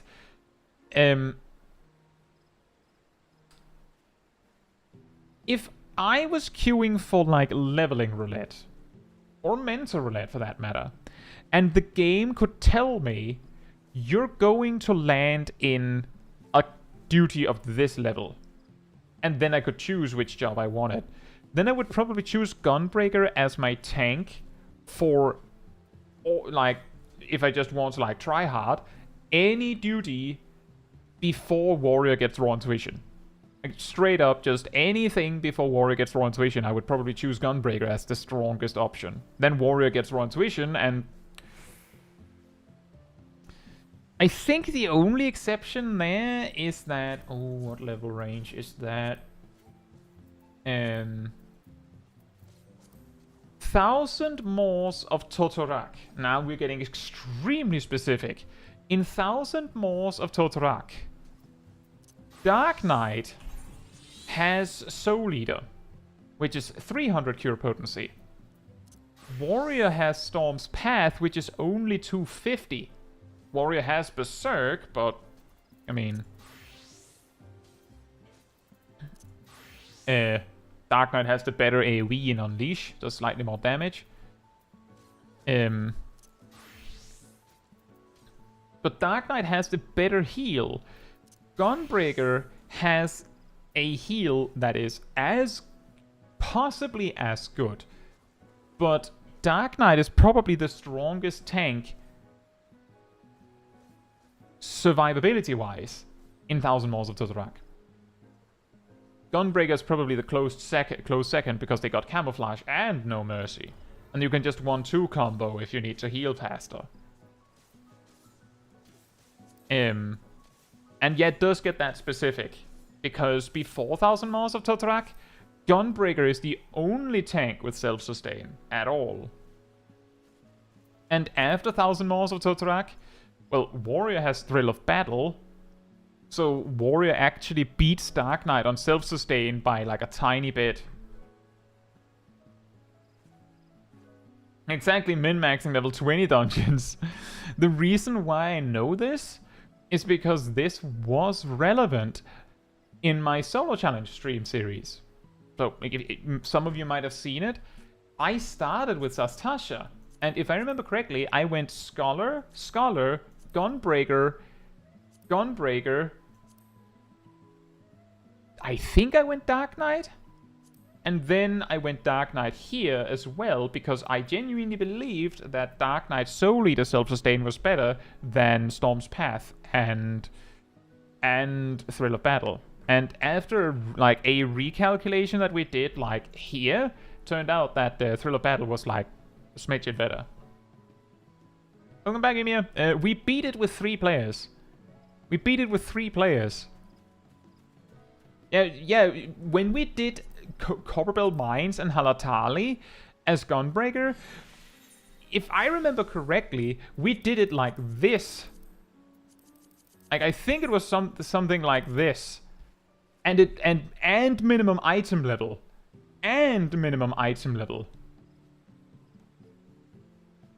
Can't wait for an AR dungeon in Mental Roulette just to hear, did you know Scholar can solo this one?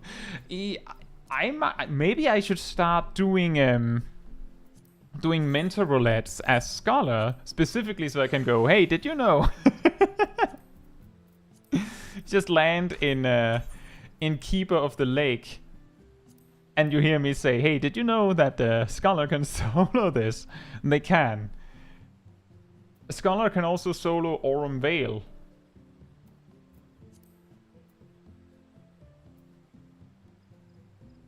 They can also solo... Like, here's an interesting thing. Conjurer can solo Tastasha. Conjurer can solo Tastasha without potions or anything. Just flat out Conjurer can do it. I believe Black Mage can do it as well, but you need potions. Like, even Black Mage with Scathe can do it. I'm pretty sure the job that cannot solo Tastasha is Monk. I'm pretty sure Monk can't do it. Red Mage might find it exceptionally difficult. But I think most of the jobs beyond that, like, Warrior, Paladin, and Dark Knight might actually not be able to, but actually they can probably just do the same thing Black Mage can do and just use potions. I just guess it's time to start doing Tastasha on Monk. I just immediately see like Cat Damon disappear, like challenge accepted.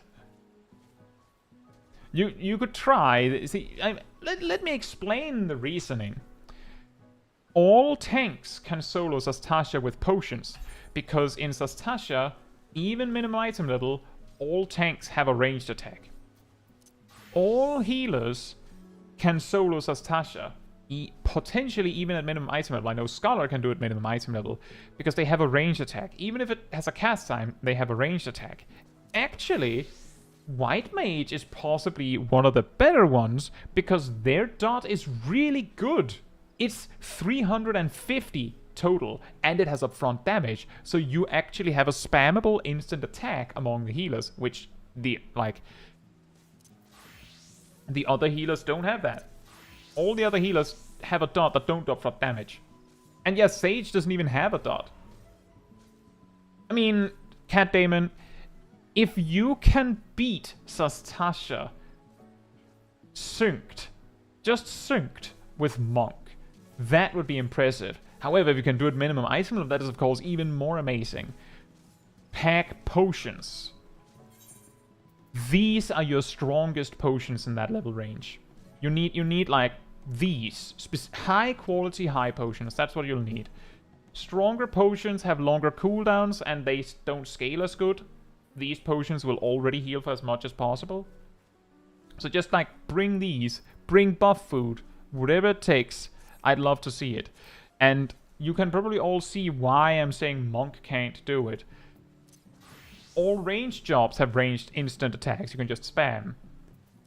Reaper has Harp. So Reaper could Reaper's probably also pretty strong, even with a cast time. Dragoon has a ranged attack. Samurai has a ranged attack. Ninja has a ranged attack. But Monk does not. You don't even get Howling Fist until level 40, so you could try to do like meditation Howling Fist spam, but you don't have it. Yeah, high potions are easy to craft. I'm pretty sure they're also really cheap on the market board if you can't be bothered.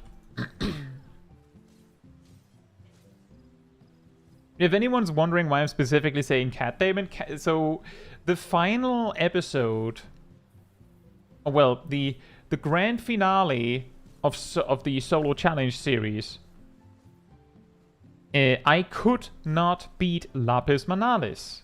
I was like pretty close, but Cat Damon could.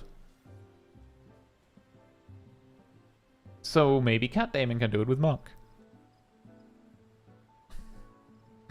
Yeah, you will need a lot.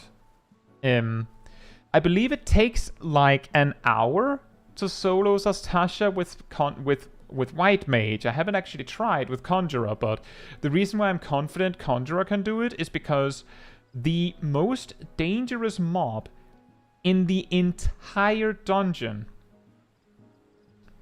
is none of the bosses. None of the bosses. The scariest, most dangerous mob in the entire dungeon is the slightly bigger Marauder that protects a key. You know, you have to, like, you get a key, then you get into the bedroom, and there's a Regadin Marauder.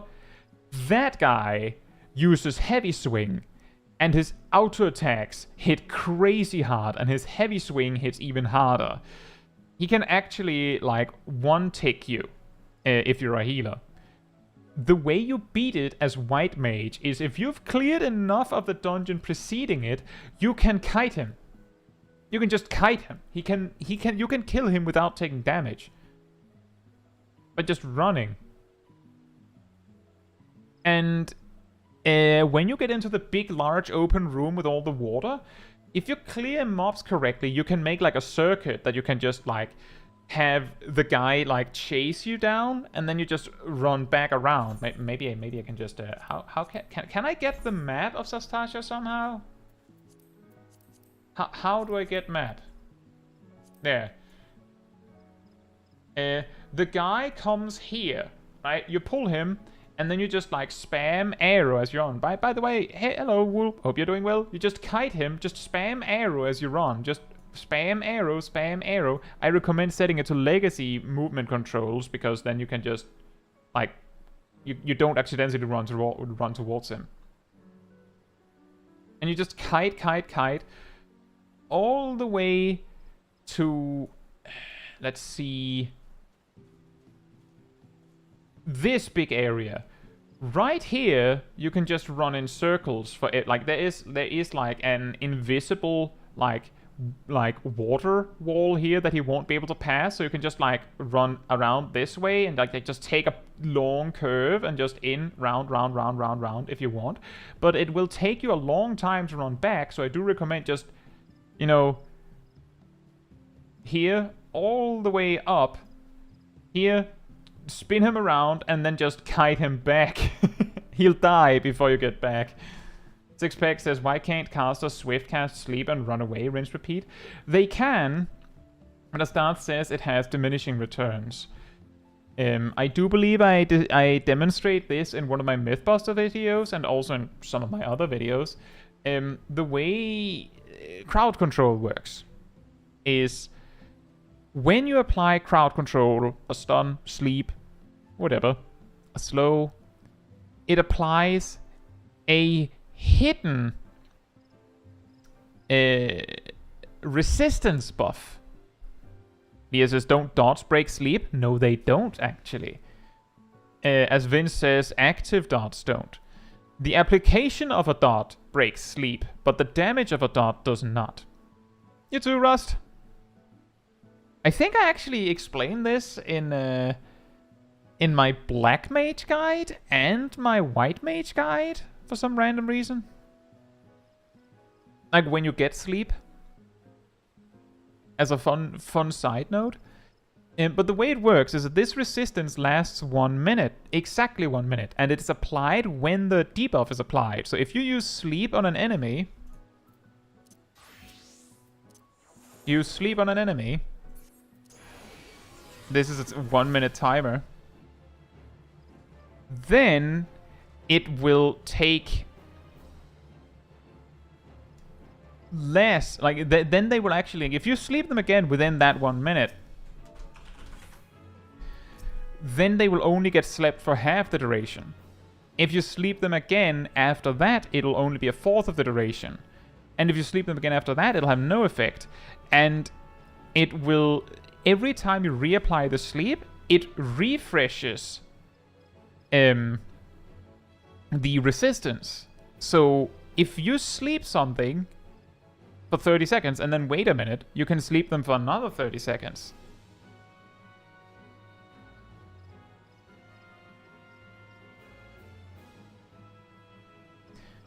Is that you, Amelia?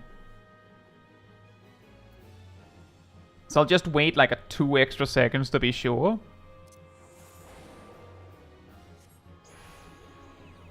30 seconds. So when these run out, I'll sleep again just to demonstrate that if you only wait 30, it will not work. But yes, sleeping to keep mobs off your back can be helpful. You will actually see if you actually go back and watch that solo challenge stream episode where I soloed Sastasha, you'll see that I actually use repose, you know, the healer sleep, extremely, like a lot, to minimize the damage I take. Which is quite ironic, because what I should have done is just kite the mobs. That's what I should have done. Instead, I stood my ground.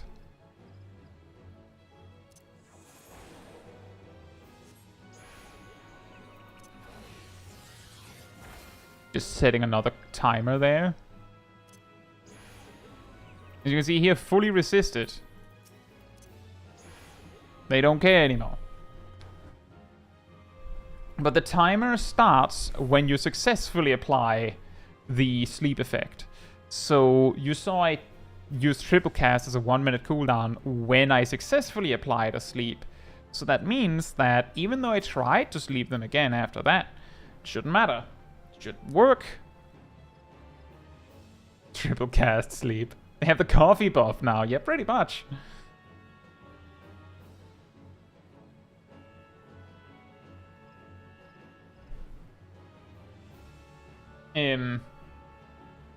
But yeah, you could use this. I've actually used this trick in Black Mage job quests. There you go. The reason being, and that's what I was that we were just talking about, active dots do not break sleep, which means there's sleep now. I cast Thunder. That breaks sleep. I cast Sleep. Notice the damage numbers. Sleep still active. And the key here is that it's the application of the dot that causes the sleep to stop. It's not the damage. And this is also something that we can demonstrate. All we need is a job with a sleep effect and a dot that does not do upfront damage. Combust does not do upfront damage. Wait. I should wait for the diminishing returns. Yeah, exactly, 6. There's also just been like I can't remember which level quest it was. I think it was when we were getting like the armor set or something. But there's like a quest where you're fighting something here, like some portals. Very, very helpful to just thunder something and then sleep it, and then thunder something and sleep it, so you can just build thundercloud procs while the enemy is just sitting there like...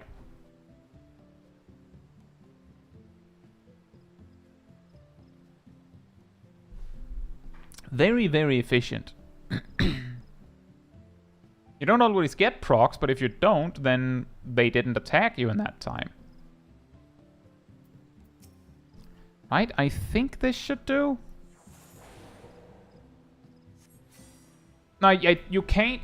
You're not able to sleep the portals, but you can sleep the things that come out of them. See, sleep there, combust, sleep disappears. Repose again. Boop. Damage works. I'm pretty sure you can't sleep the portals. I don't think I tried. But, who knows at this point? We go in, do Al-Zadal's Legacy, and find that the fortresses that just spend, like, all the pack just standing there, they can move. So anything is possible, right? Hey, Buzio, hope you're doing well. It's been a bit. Also, Brontome said a little bit ago, like, we should drink. What was it? We should take shots each time a stream turns into tea time. Oh.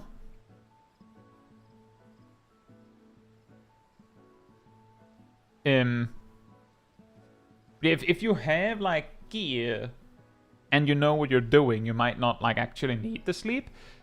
I only used sleep in those duties because I thought like it was an interesting gimmick. It's like a trick you could use. And I didn't know it was needed, but it didn't detract from it.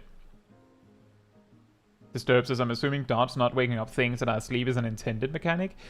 If it wasn't, then it would have been removed by now. You've been able to do this at least since Stormblood, but I'm pretty sure Black Mage has had sleep since A Realm Reborn. So, like, I can't imagine it isn't intentional.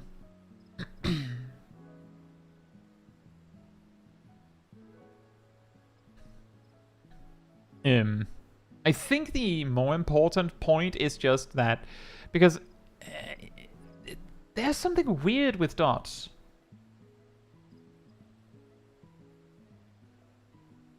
There's something weird with dots.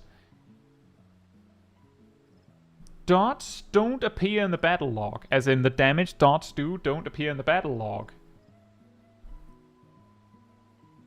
And they interact weirdly with other things.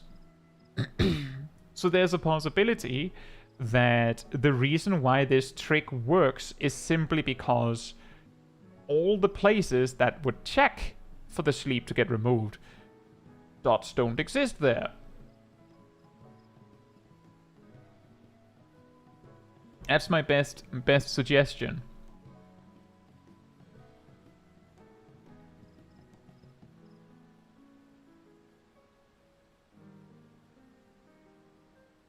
And that's also true, most bosses are just immune to sleep. Even bosses that are not immune to stun are often immune to sleep. And also, that's also a good point, Windham. Considering how many classes cycle in dots, sleep would be absolutely useless if dot ticks would negate it. It's an interesting point.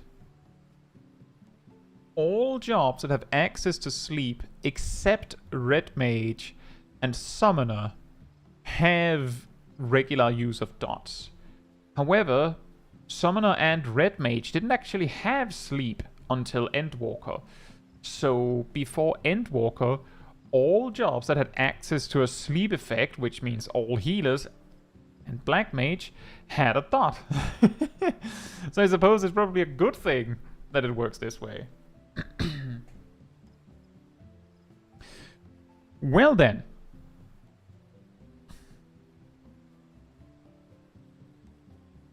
Mick says, unrelated question, but are you aware of a glitch in Thornton Extreme where Sir Seth comes out of nowhere and just murders the party halfway into the fight? I did not know this. I haven't done Thornton Extreme, like, properly.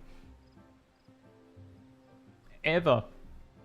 Never done it synced. The only time I actually landed in it synced was in the Mental Roulette video where I mentioned that I landed in there and we just kind of stood there. I haven't actually done it. Hey Stormy, hope you're doing well.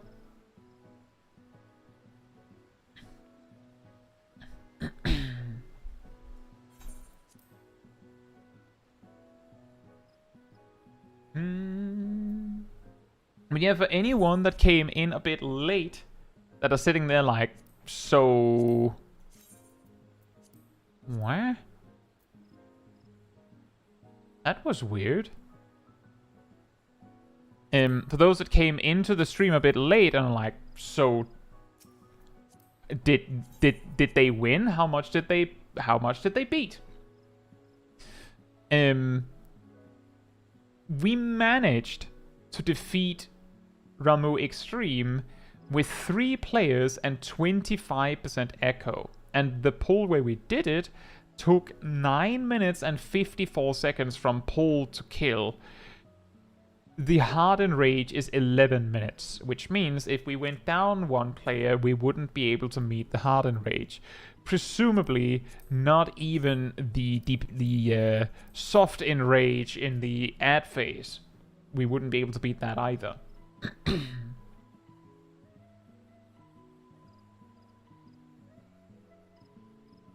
Also, hey Ryan, hope you're doing well. So that's there's no chance that we can beat Ramu Extreme with 2 players. Which I think is fortunate, because I can't imagine the insane juggling it would take to do that. I did go over like 40 minutes ago, I think, how you would go about just surviving as only 2 players. But it takes like perfect coordination.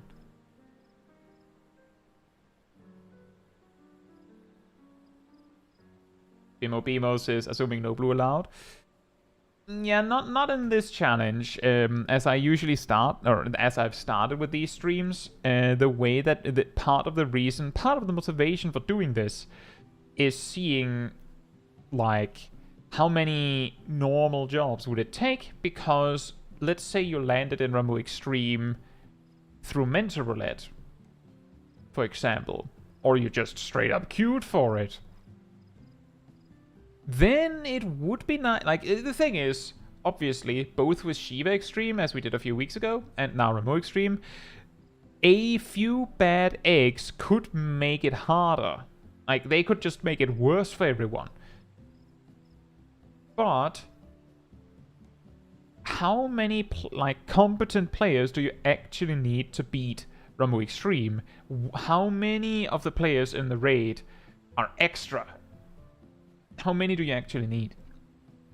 For Shiva, you need 3 players, and one of them has to be a tank and one of them has to be a healer. The third player probably could be anything, because you just need a little bit more power to beat the DPS check. Easier if it's a DPS, but that does mean that the 5 remaining players, as long as they don't step on your toes, don't need them. Don't need them. Don't need that second healer. Don't need the second tank. Don't need all of those DPS. I'll just take this samurai here, and I'm good. With Ramuh, you just need both tanks and a healer. That's all you need. And echo bonus, of course, but that's the other players.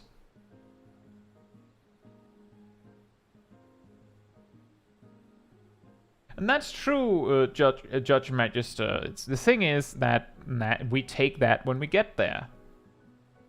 There's actually, in my experience, there's often mechanics that actually sync up the amount of players you need. Which is really, like, it feels like it's more often they do than they don't.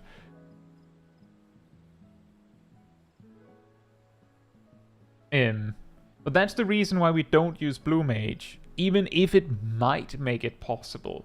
It's simply because you wouldn't have Blue Mage under those circumstances. And I also feel like if we start introducing Blue Mage, then it starts to become a little bit like... It might become a little too similar to how...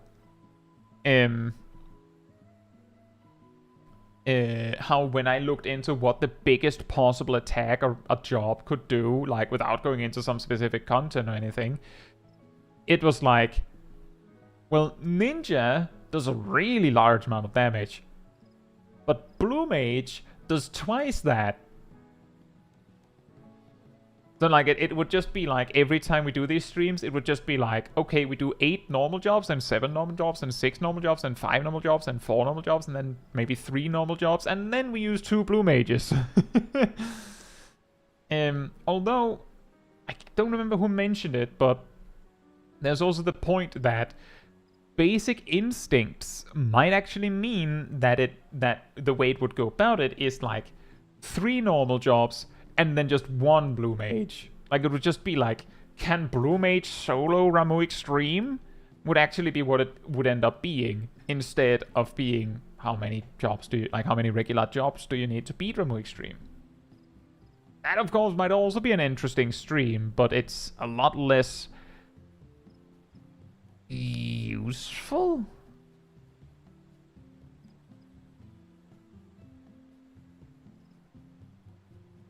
I could imagine that, Judge Magister. There has been duty, like, in my experience, and I've soloed a lot of dungeons, synced. In my experience,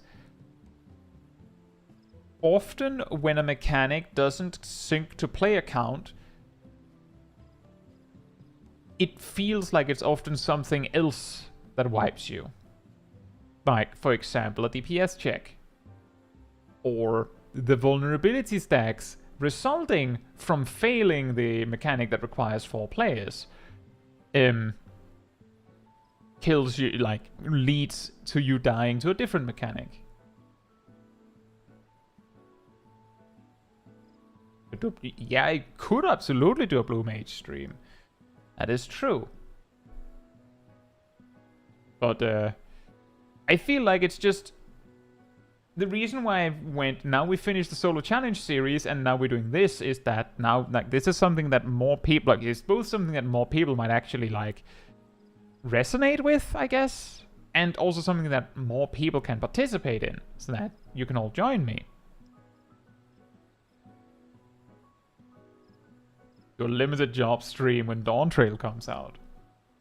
That could also be a thing, but that's probably not when Dawn Trail comes out, but I do know what you mean. Cat David says Reaver and Sasha down. You already beat Reaver with Monk solo. What's the trick? Do you just run away? Until, like, and just spam boot shine or something. And they just chug potions.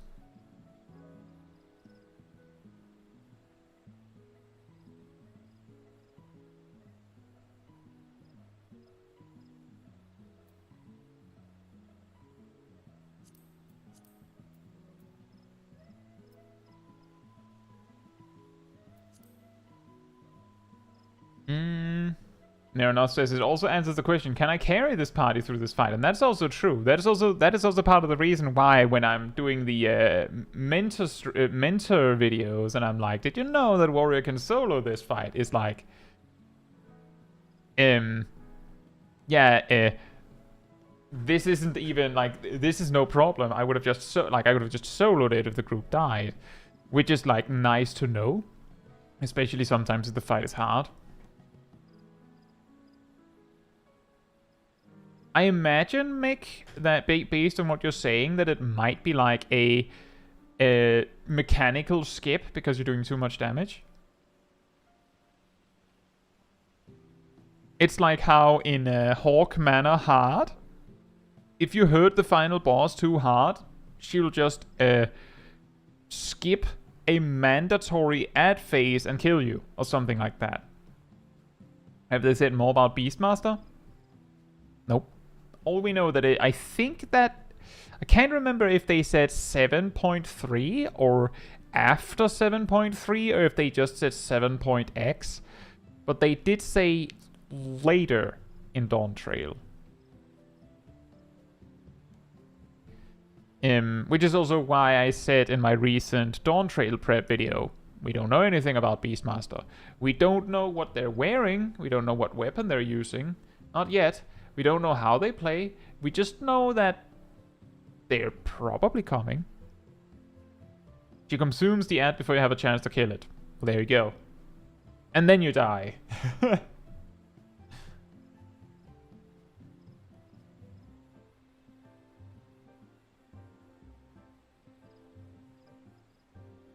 Random, but on the subject of how many people to clear X, what about Binding Coils Bahamut 1? This one? Yeah, I don't know. A thing here is that I've never done Coils of Bahamut synced. I have done some extremes, so I have like an inkling of how they're supposed to go. And I think we'll start with those, but hey, maybe we'll do coils at some point in this way. There's also just a lot of coils fights. But I don't know. I don't know how many you would need synced.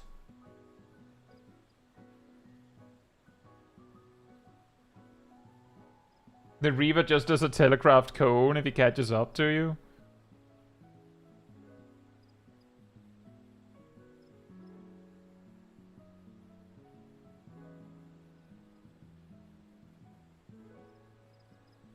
Wait, who's the Reaver again?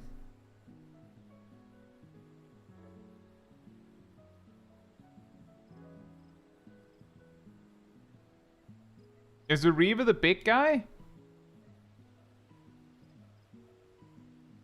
Fell Reaver noises.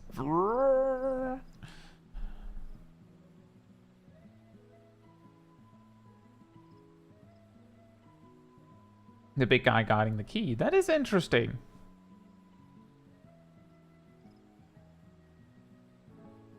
I specifically recall that he just like smacks you and uses heavy swing, but maybe he also has access to like a cone AoE.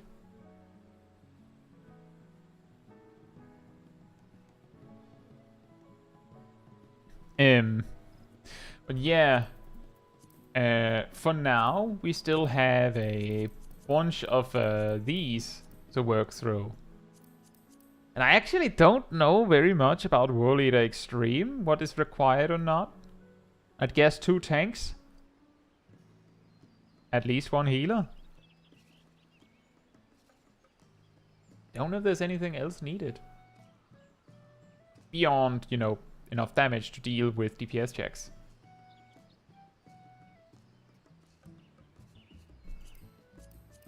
And that actually seems to be like a recurring theme here, is that with Thorn March, you probably need 2 tanks and at least 1 healer. With Bowl of Embers, I'm pretty sure there's a pretty mandatory kind of DPS, like a tank swap, which means you need 2 tanks and at least 1 healer.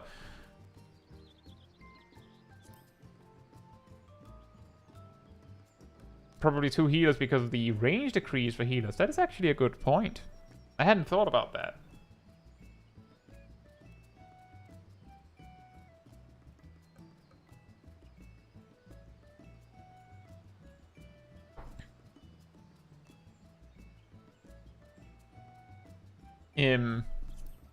I hadn't thought about that.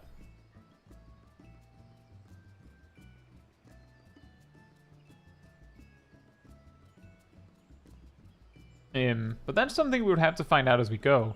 That's also part of the reason why we start with 8 players, is because if we had started with 7 or 6, there might be some mechanic that like plays weird because we're not the correct number, and then we learn it wrong.